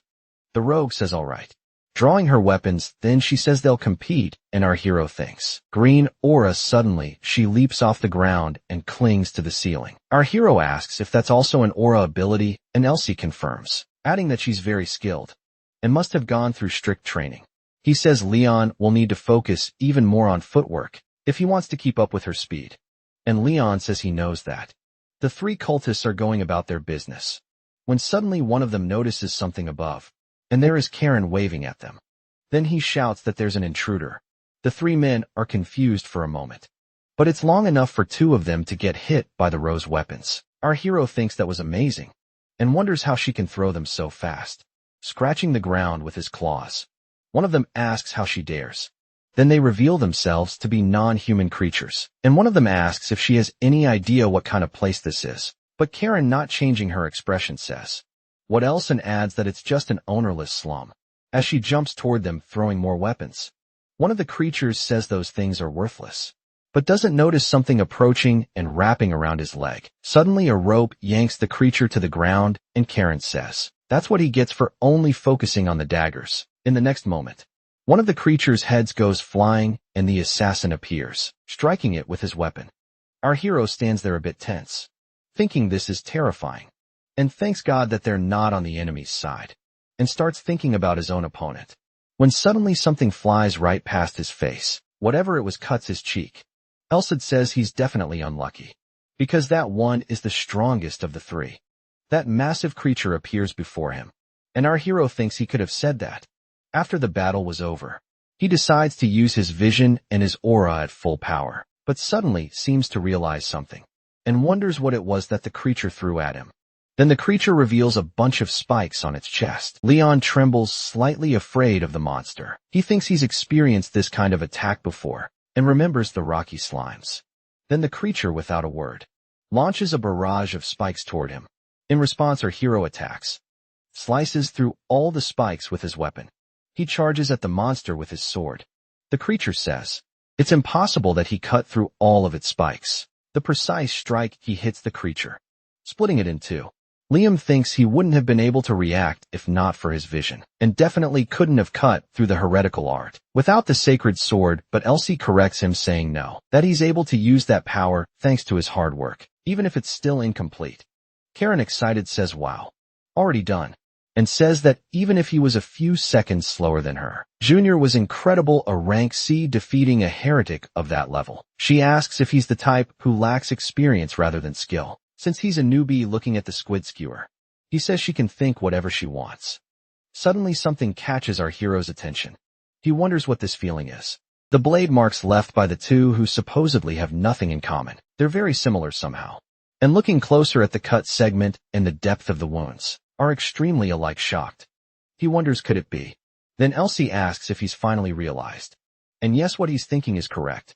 The girl puts her weapon back into her belt and, smiling at him, says, damn, looks like I can take it a bit easier thanks to him. She adds that, setting that shady guy aside, she didn't think the kid would be able to keep up with her. Karen says it was a good mistake to make. Very tense, our hero asks Elsa to show him. Then he opens the girl's terminal. It reveals that Karen is the assassin guardian of the coffin, among many other high-level skills. Leon is shocked by what he sees, and the girl, in the gentlest voice in the world, says, that's right, they should move on. Calling him Junior, extremely tense. Leon says yes, calling her Senior. He thinks that in the light, she's the rank adventurer Karen, but in the shadows, she's the special class assassin guardian of the coffin, one of the three evils of the slums, and a labyrinth explorer. He concludes she's dangerous. Liam wonders if the cheerful, pretty adventurer is really one of the three bosses of the slums, and that no one would expect that story. It didn't seem like Khan knew, and the guild master would have said something if he did. But setting that aside, he could never deal with the consequences if he tricked his excellency. So this means he's the only one who knows Karen's true identity. And even if there are others who know, there's no way she would let him walk away in this situation. For an assassin, identity is the most important secret, to the point of silencing anyone who finds out, using whatever means necessary. Liam realizes he has to be as careful as possible so that his expression doesn't change even slightly, because the assassin will keep watching. Then she brings him back to reality, saying there's another enemy up ahead, just around the next left. And a bizarre creature with many glowing eyes appears. That monster growls and drools. Its saliva hits the floor, which starts to smoke and corrode. Karen says it's not cute at all. It keeps her from wanting to fight it. Leon believes it's not just an aesthetic preference. Elsid says it'll be hard to land a good hit, no matter how many daggers Karen throws. And if it's a monster summoned by heretical arts, it likely has regeneration. Our hero asks if they could avoid it. The girl says yes, but it'd take another 30 minutes. And she can't guarantee there won't be more monsters like that on the other paths, so Leon says. It seems like they have no choice but to fight. Our hero thinks they're trying to buy as much time as possible to activate the devourer of cities, and they win as soon as they manage to activate it. The boy says in that case, guardian of the coffin and from the shadows. The man replies. Then our hero asks if he can land the fatal blow on that monster. The shaven guardian replies. And what if I can? Then he asks that he please make his preparations while he and Karen hold it off, and since they're in this together, it would be best if he cooperated as much as possible. Karen stays silent watching, and the assassin, after a few seconds, says he understands. Our hero thinks he's almost recovered all the stamina he spent running here. Now all that's left is to give it his best. The creature seems to sense their approach. Our hero charges forward, shouting with sword in hand. The monster roars as it prepares an attack, and it uses an ability against our hero. At that moment he calls for Elsid, and his sacred sword begins to shine, releasing a powerful burst of luminous energy. He thinks that this ability had already been verified when he fought the armors, and one of the core traits of his sacred sword is nullifying any power from substances harmful to life. The monster roars with its eyes shut, while our hero leaps into the air and attacks it. Leon manages to slash the monster, but realizes the cut was too shallow. Then suddenly several things rush toward Leon. Skillfully, he dodges the creature's strikes. A bit worried, he thinks he won't be able to dodge the next one, so he activates his vision. He realizes he has to at least block one attack coming from behind. Karen calls out to the junior and says, now one more time, as she watches our hero. He wonders whether to trust or not. To trust her, then he decides. And while charging toward the monster, he says, let's go. The creature attacks Leon again with those tentacles, but this time Karen's daggers appear alongside him, neutralizing the huge beast's attack. While our hero keeps advancing, Leon lands a series of strikes on the monster, roars in pain and rage, but he realizes that even after all the strikes, they were once again too shallow. He thinks he should have been faster or stronger. The monster seems enraged with the dagger stuck in its tails. At the next moment, something strange happens to the creature. It seems to be struggling to move. The monster looks back startled, and our hero notices something's off about the monster's movement. From its shadow, something emerges, and across the monster's entire shadow, objects made of energy appear. The coffin keeper rises from the shadow, and with a simple command, he says, die, and those countless spikes emerging from the shadows pierce the creature completely. The monster lets out one final roar, then collapses to the ground defeated. Leon is in shock, thinking that this is incredible, and so this is what a ranker is capable of. Elsid says the wounds aren't healing. He concludes it must have been an attack that surpassed the monster's regenerative powers. Leon thinks it was a lethal move made to annihilate a single creature. Meanwhile, the assassin remains there, controlling his power, and our hero, impressed, thinks that was a true killing move. Someone approaches and says, they did a great job as a team for such an improvised group, and asks if he doesn't think so. Then looking at the girl, he says she's right to think she'd go for the tails with daggers. That was completely outside his expectations. Karen says it was nothing, and it's very little compared to that kill stealer. She says she didn't expect an assassin to be capable of using that technique, and it was worthy of being called the ultimate killer move. She continues and says, right. He's not called one of the kings of the slums for nothing. Pointing ahead, she asks if they can keep going, because it doesn't look like they have time to rest. Leon agrees they should continue, while thinking that the essence of this subjugation is the race against time, and everything depends on whether they arrive before the ritual starts or not sometime later. Farther ahead, Karen spots something. She starts counting and says there are 8 heretics there. She asks if they arrived too early, and says this time might be a little tricky to handle. Liam thinks that, in terms of gauging strength between them and the enemy, probably no one in the team is more notable than her, and that each one of those enemies is strong enough to send shivers down the spine. However, even the ones before would have been hard to deal with if faced more than one at a time. He says now that they've reached this point, they should either wait to regroup with the others or go find them themselves. Karen says both options are problematic. Either they'll arrive too late or end up missing each other. Frustrated, she says, She can't believe she has to take a gamble after coming all this way. Leon feels confused about her identity because she seems so normal, but suddenly something happens. An explosion goes off nearby. He's thrown a little forward. Confused about what just happened, the ceiling seems to have cracked slightly, and he thinks it wasn't far from there. Elsid says it was a shockwave from the clash of two great powers. Then Leon thinks someone is fighting, and Karen seems to think the same. The heretics also hear the sound, and suddenly some of them begin to move. Leon notices that 4 of them went toward the sound, and now they have more options. Either they should go help their companions who are fighting, or look for them after defeating this smaller group of enemies. Our hero seems indecisive and tense, but in the next moment he says he thinks they should find them, because if the enemies win, they'll soon return, causing a huge drop in their team's strength. He adds they need to group up as much as possible. Karen says she agrees, knowing the other 4. The notes seem easy to handle. Suddenly lying down on the ground, she says so before that. Karen seems to be trying to hear something through the floor. Her ability reaches far enough to detect something, then pointing in a certain direction. She says it's that way. Liam thinks she has an inhuman level of sixth sense, figuring it's a different type of ability compared to his vision or footwork. A very loud noise comes from the corridor ahead, and something bizarre suddenly bursts through the wall, leaving our hero and his companion somewhat startled. At the end of the corridor, it looks like huge spikes are impaling someone. And now looking closer, it's holding the apparently almost lifeless body of the knight that man cost, while hanging there defeated. Shouting Sir Conrad's name, our hero runs towards him. He realizes there's an enemy, and immediately after that there are 2. A heretic suddenly appears and says he will handle that one. Our hero looks back and thinks there's one with him. And observing the girl, he sees she has 2 facing her. It also seems Sir Conrad defeated the ones lying on the floor. Elsid says he doesn't need to worry about her.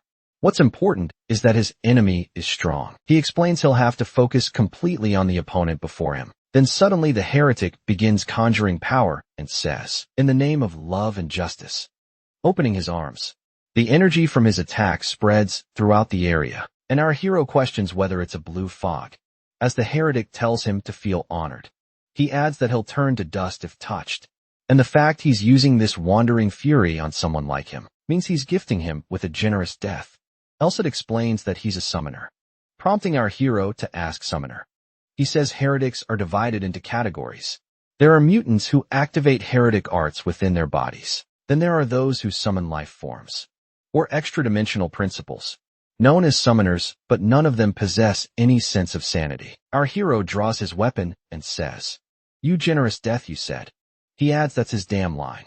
Then he delivers an attack against the heretic, who responds by calling him a fool, claiming a physical sword can't affect an astral body. In the next moment the attack seemed effective, cutting through that blue energy surrounding him. Shocking the heretic, Leon says there are always exceptions, thinking that the sacred sword can interfere with astral forms shaking. The opponent says it's a lie, that not even a weapon imbued with aura could break his heretic art, preparing to use the ability again. He says he won't forgive him. He summons a huge creature from another plane of existence, but Leon doesn't hesitate and attacks this monster as well, cornering the frightened summoner. With one strike of his sword, he hits the heretic squarely. The creature grabs Leon's sword and asks if he really thought that attack would work on him, but becomes scared when noticing his wounds aren't regenerating. Then he questions if it's an attack that nullifies heretic hearts. Stammering, the guy says it can't be, that he is but is interrupted by our hero's sword before finishing. The terrified creature finally meets its end. She thinks his weapon. Leon moves away from the man, then looking towards the girl. He asks what he missed, and the girl looks at him while saying, "What a mess." Our hero thinks she fought 2 opponents, mentioning that his was probably weaker. He says that what's most important is Sir Conrad, so Kara indicates he's over there. They find the man, who says he's sorry because they saw an ugly side of him, adding he doesn't think he can accompany them like this, urging them to leave him behind and move forward. Conrad says he'll be delayed a bit, but will return once he recovers. But Karen says Sir Conrad. She asks how much time he has. The man remains silent, but soon after says, "So you already know," she says.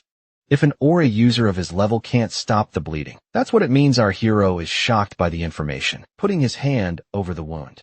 He says he can last an hour, but he's not sure after that. Liam becomes tense thinking that 1 hour might be enough, wondering if they can clear the malice from the city within that time, so he can be treated in time. He adds that he wouldn't even think about this if there wasn't something he could do. But now he has the holy sword. Then he calls for Elsid, he says. Elsid must repeat after him, so he can activate a sacred healing art and reduce the wound with accumulated power. Karen watches surprised. Meanwhile, our hero begins to speak. O Goddess Almighty, bring relief to those devoted to justice. Do not let them tremble from the cold northern wind in the valley of death. From his hand, sacred energy emanates. Comrade is surprised by what our hero is doing. Karen, also astonished, thinks that this is at least a sacred art at the level of a bishop. In the next moment, the hole in the knight's belly is closed. Conrad says he heard it was our hero who planned this subjugation, and now he understands why and sees why the bishop trusts him, asking if he's a cardinal candidate. Elsid says he's gone from a paladin to a cardinal candidate. The knight says he's lost his composure after being put in his debt, and although he's not healed enough for battle yet, he'll soon be ready, Leon says, but Conrad interrupts him, saying he shouldn't have wanted to reveal his identity. At that Conrad, squares to remain silent until he's ordered otherwise in the future. Elsa comments awkwardly that the misunderstandings keep piling up. Leon thanks him sheepishly, and Karen says she'll give the man a potion before they move on. As the knight says goodbye, our hero remarks that they need to hurry. The duo continues down the quarters, staying alert. Then suddenly the girl looks back with sparkling eyes. She corners our hero against the wall, making him somewhat shy. She asks if what Sir Conrad said is true, questioning if being a cardinal candidate at his age wouldn't be completely unprecedented. She continues saying that, with his solar attributed aura and bishop-level sacred art, it would be expected, she adds, that he's also exceptionally skilled at using aura with a weapon, and questions where he learned it. Leon then says that unfortunately he's not a cardinal candidate. Karen asks if he's perhaps an apprentice of the Iron Chain Holy Knights, and begs him to tell her. She can't contain her curiosity. Our hero thinks he might have fallen for this if he didn't already know her identity, but says he'll tell her if they become closer. He then remarks that she has strong defenses, and asks if everyone from the church is like that. Playing with her hair, she says most men tell her everything. She asks, thinking he won't fall for such an obvious trap. He says to drop the jokes and start thinking about what to do next, specifically whether it should just be the two of them, or if they should look for the others. Karen says he doesn't need to worry about that. A bit surprised, he asks, why not winking? She says he'll see. When they get there, then the two continue on their way together. They arrive at a corridor, just in time to see a body hitting the ground. The elf stands there with his weapon, saying that Brother Leon is here, while Khan calls them brats. Our hero thinks he feels sorry for the heretics, while Caesar says he's glad to see you're both okay. Out of nowhere, the coffin guardian emerges from the wall and asks if Caesar isn't happy to see him. The bishop replies he didn't even know he was there, and the assassin says he understands. As they continue, our hero explains that Sir Conrad won't come due to his injuries, but will recover however. They can't wait, reflecting. Caesar says there's no helping it, and it'll just be a 5 of them. Khan asks if the girl shouldn't have useful tools, since she's an adventurer, rudely telling her to hurry up, unless she wants to die while he saves her. The girl retorts by asking why Khan doesn't just pull out whatever he's hiding, calling him a mere parasite sucking from the poor. Greatly annoyed, Khan demands she repeat what she said, but Caesar intervenes, attempting to calm things down, stating he'll explain the next part of the plan. He says he'll go ahead since he has resistance to heretical arts. Khan and Karen will stay in the middle, pointing at Leon. He says Leon should stay at the rear as their trump card. Ironically, Khan asks if this brat adventure is their trump card. He says it's fine, and besides that about the coffin guardian, our hero says he'll do his part if they leave him alone, adding that he was quite useful when they were together. Smiling with a blush, the girl says, that's right, he did his part. Well, our hero thinks her desperation is clear as day. Colin says it might be best to leave alone someone who doesn't listen, and the elf asks if they should go now. The group continues down the dark corridors. Looking ahead, Khan remarks there's sinister energy. Suddenly a ring of dark energy appears on the path, and the elf says it looks like a space created by heretic arts. Scissors starts invoking his sacred magic. Determined, he moves forward toward the area, saying, "You're going," and the rest of the group runs after him. Once inside, our hero thinks there's an annoying darkness. He can't see anything beyond aura or hear anything either. It's as if he jumped into mud. Feeling like he's drowning in sticky swamp water. Feeling his way forward, his hand seems to emerge. Then he fully exits that dark area, relieved that they've gotten out. The elf, somewhat tense, shouts, everyone looking ahead. Our group appears surrounded. Liam thinks exactly that as red eyes stare at them, questioning if the enemy knew their group was coming. One of the heretics says, wow, I was dying just from waiting. You know, he remarks. They made things difficult, but didn't think they'd take this long. Smiling, he thanks them while extending his hand. The elf tenses up, not fully understanding as the man continues smiling. Caesar's shocked that he's an evangelist.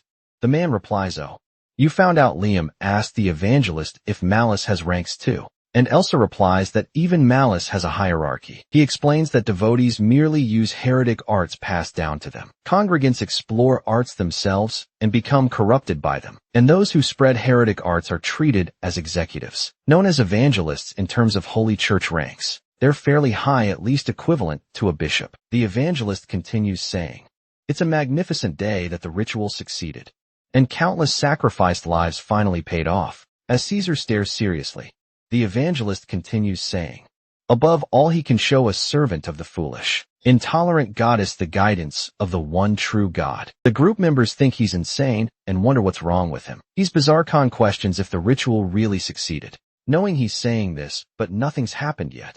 The cultist replied that there is stupid race beyond salvation, while the leader says the plan has begun. All that's left is finalization, and they'll realize everything was in vain. Leon asks if he said the ritual succeeded, questioning if all is lost. But Elsa replies not yet.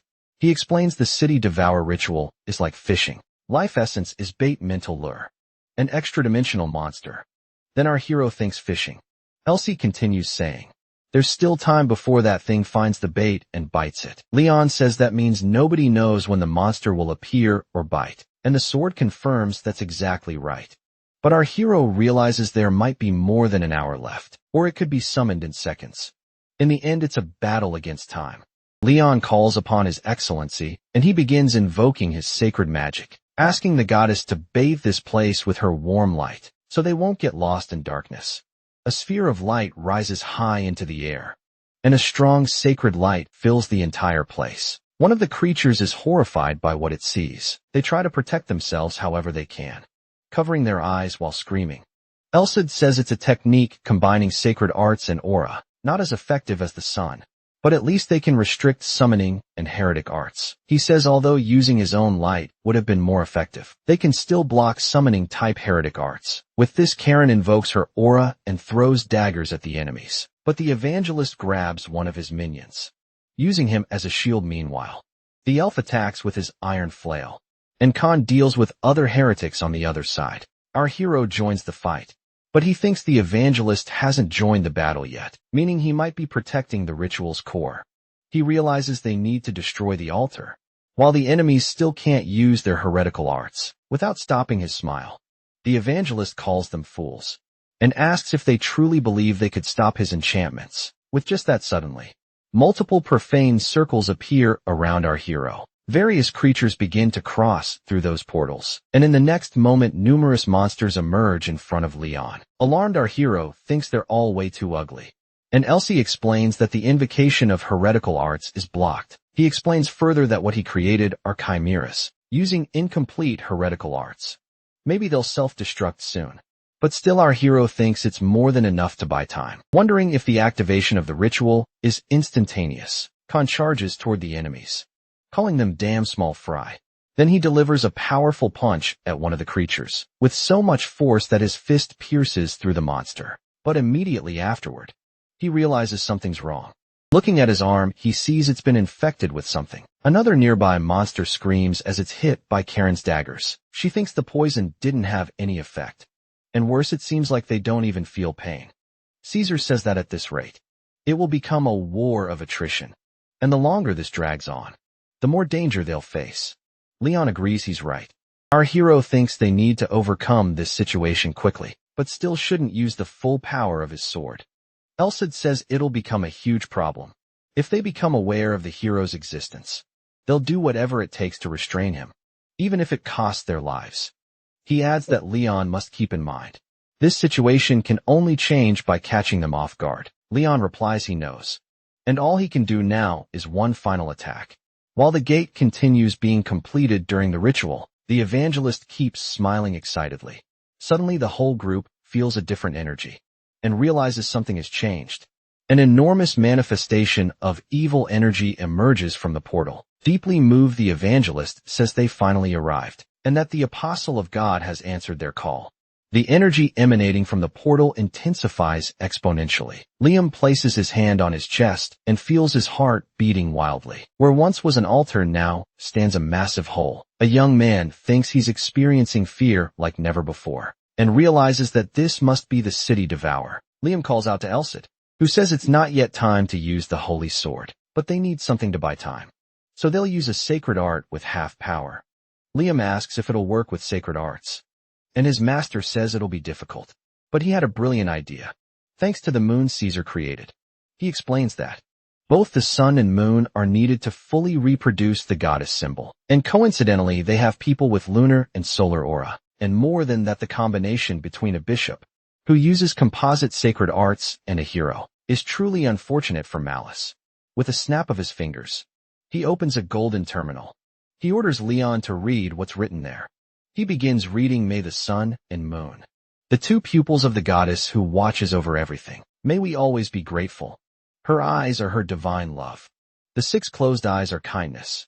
Caesar is surprised, thinking this is the first verse of the goddess scripture, while Colin notices another sphere forming on the ceiling. In the next moment, next to the moon that appeared, the sun now emerges. Karen excitedly says it's warm. Liam continues, "On the day the sun and moon rise simultaneously, all who gaze at the sky shall kneel and pray sincerely." Then that sacred energy starts spreading through the area, striking all the monsters around them. Halsey proudly says that the sanctuary is the perfect counter-magic against heretical arts. The space rejects all extra-dimensional principles and creatures. Caesar gives the command saying, "Now everyone," and the entire group begins tearing apart those evil creatures. Now I'm no longer smiling. The evangelist says, this is blasphemy, and that they're mere cattle of the goddess. Snapping his fingers, he says, "I'll massacre them all." Something begins to happen with the creatures around them. Something emerges from within them, bursting through their bodies. It moves into the evangelist's hands. Then weeping, he says, anguishes me to think I had to sacrifice the lives of precious devotees and congregants to deal with this cattle." Holding the creature's heart, he begins to crush it. He orders them to look closely, calling them fools, for this is the true grace of God. Suddenly the evangelist begins to change his form, enveloped by that profane energy. His body starts growing stronger, and horns sprout from it. Our hero and his elf friend grow apprehensive. With the transformation complete, the evangelist asks what these insects think, promising to show them the power his God gave to a mere human like him. Elsa says that the effect of the sanctuary, activated at Leon's level, won't last long, and if the evangelist is this strong within it, Leon won't stand a chance when the effect ends. In the next instant, Khan and Caesar run past our hero. Charging at the monster, the elf strikes the creature with his weapon, and Khan unleashes a series of his powerful punches. But everything seems to hit the creature without any effect. Ironically, the monster asks if that's all they've got. Smiling again, he says, it's his turn now. He then begins his attack with those grotesque limbs. First to be hit is Khan, who seems injured by the strike. Caesar tries his best to defend himself.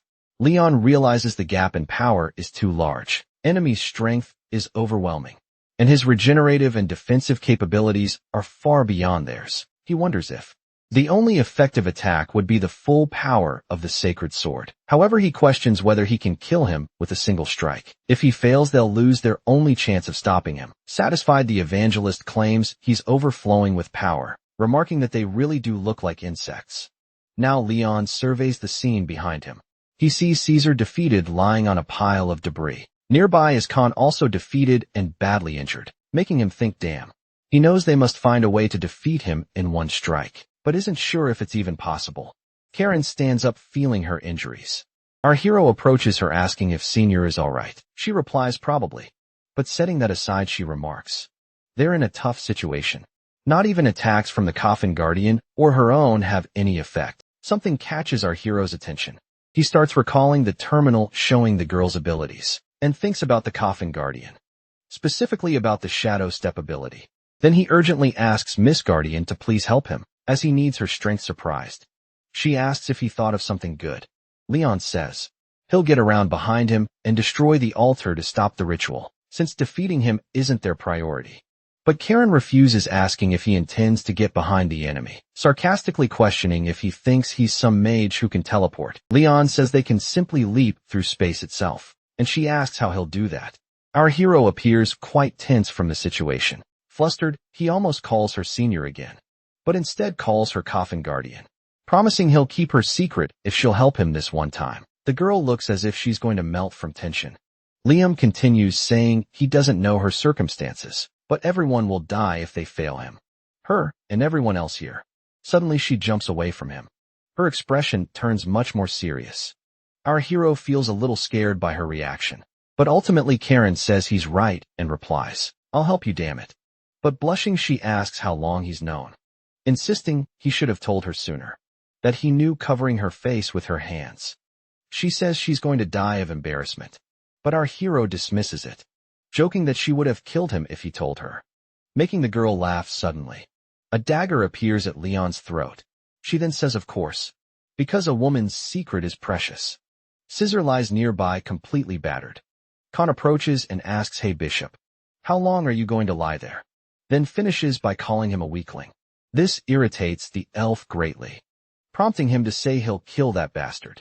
Meanwhile, our hero and Karen move towards the monster. She tells him this is as far as she can go. He'll have to proceed alone from here.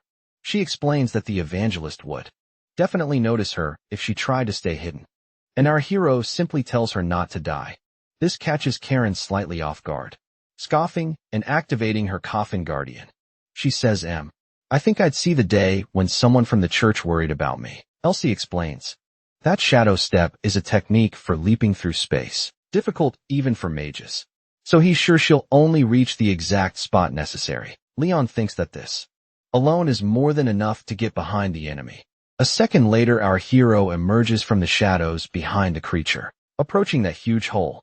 Leon thinks that this must be the heart of the city devourer's ritual. Since our hero wonders if this is the essence of life, Alicent confirms it is, explaining it's the result of sacrificing more than 10,000 lives. Our hero draws his holy sword and furiously states that this is unforgivable. Caesar shouts in shock, calling for Brother Leon, and our hero realizes something is wrong without him noticing. The creature pierces him with one of its grotesque limbs. He coughs as the wound is severe.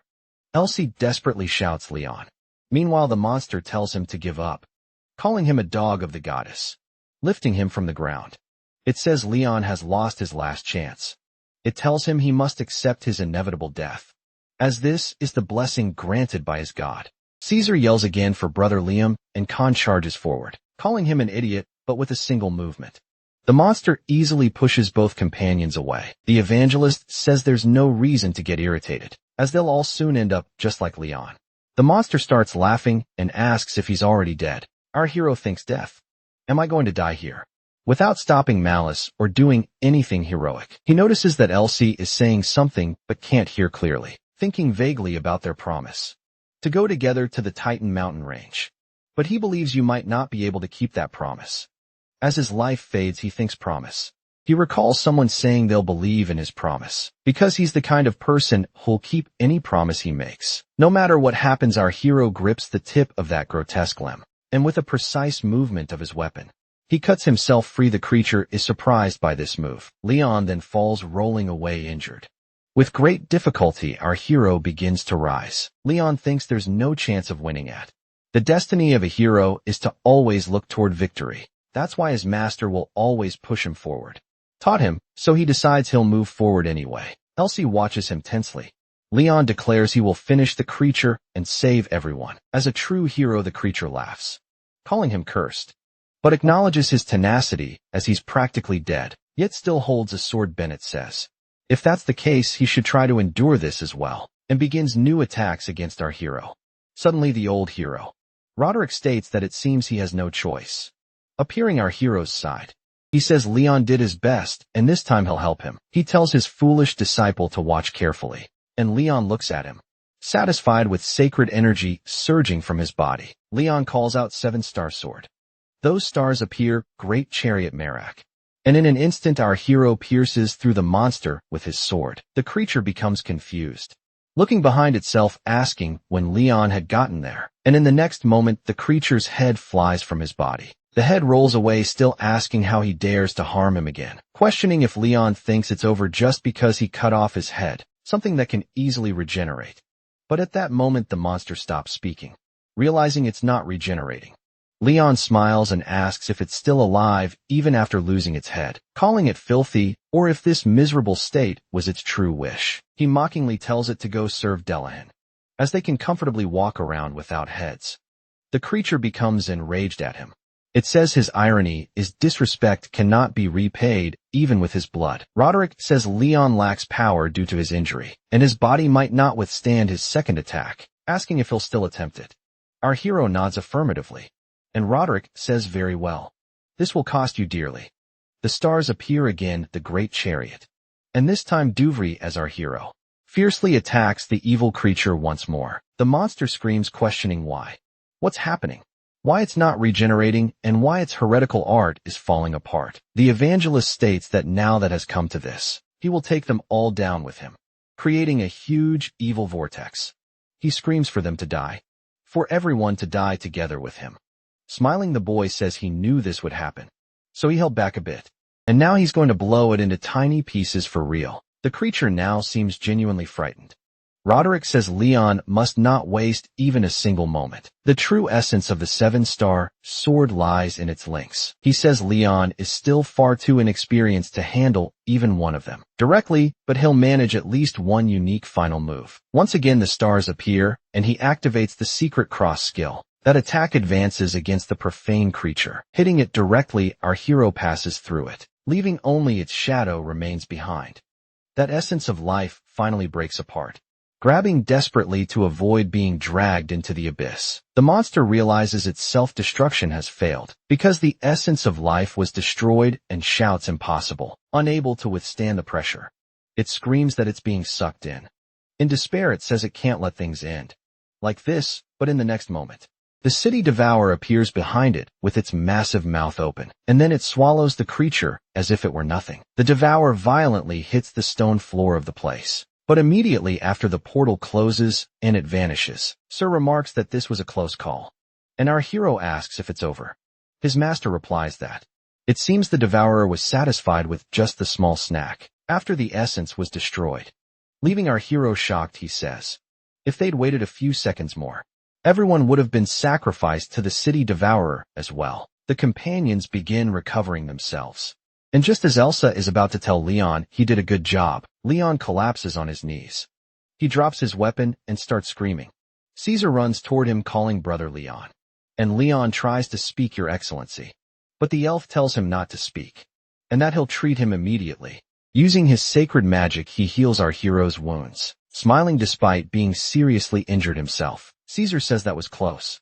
He says he's very glad it wasn't too late, but Leon tells him he should treat himself first. With a cheerful face, Karen asks her junior if they won. She mentions that something flashed when she arrived, and then disappeared, wondering if it was Leon who defeated it. Khan, agitated, asks what happened with that ritual, or whatever, and demands that someone explain to him what occurred. Liam explains they stopped the activation of the city devourer, and that the evangelist was swallowed by the monster, and should be 100% dead now.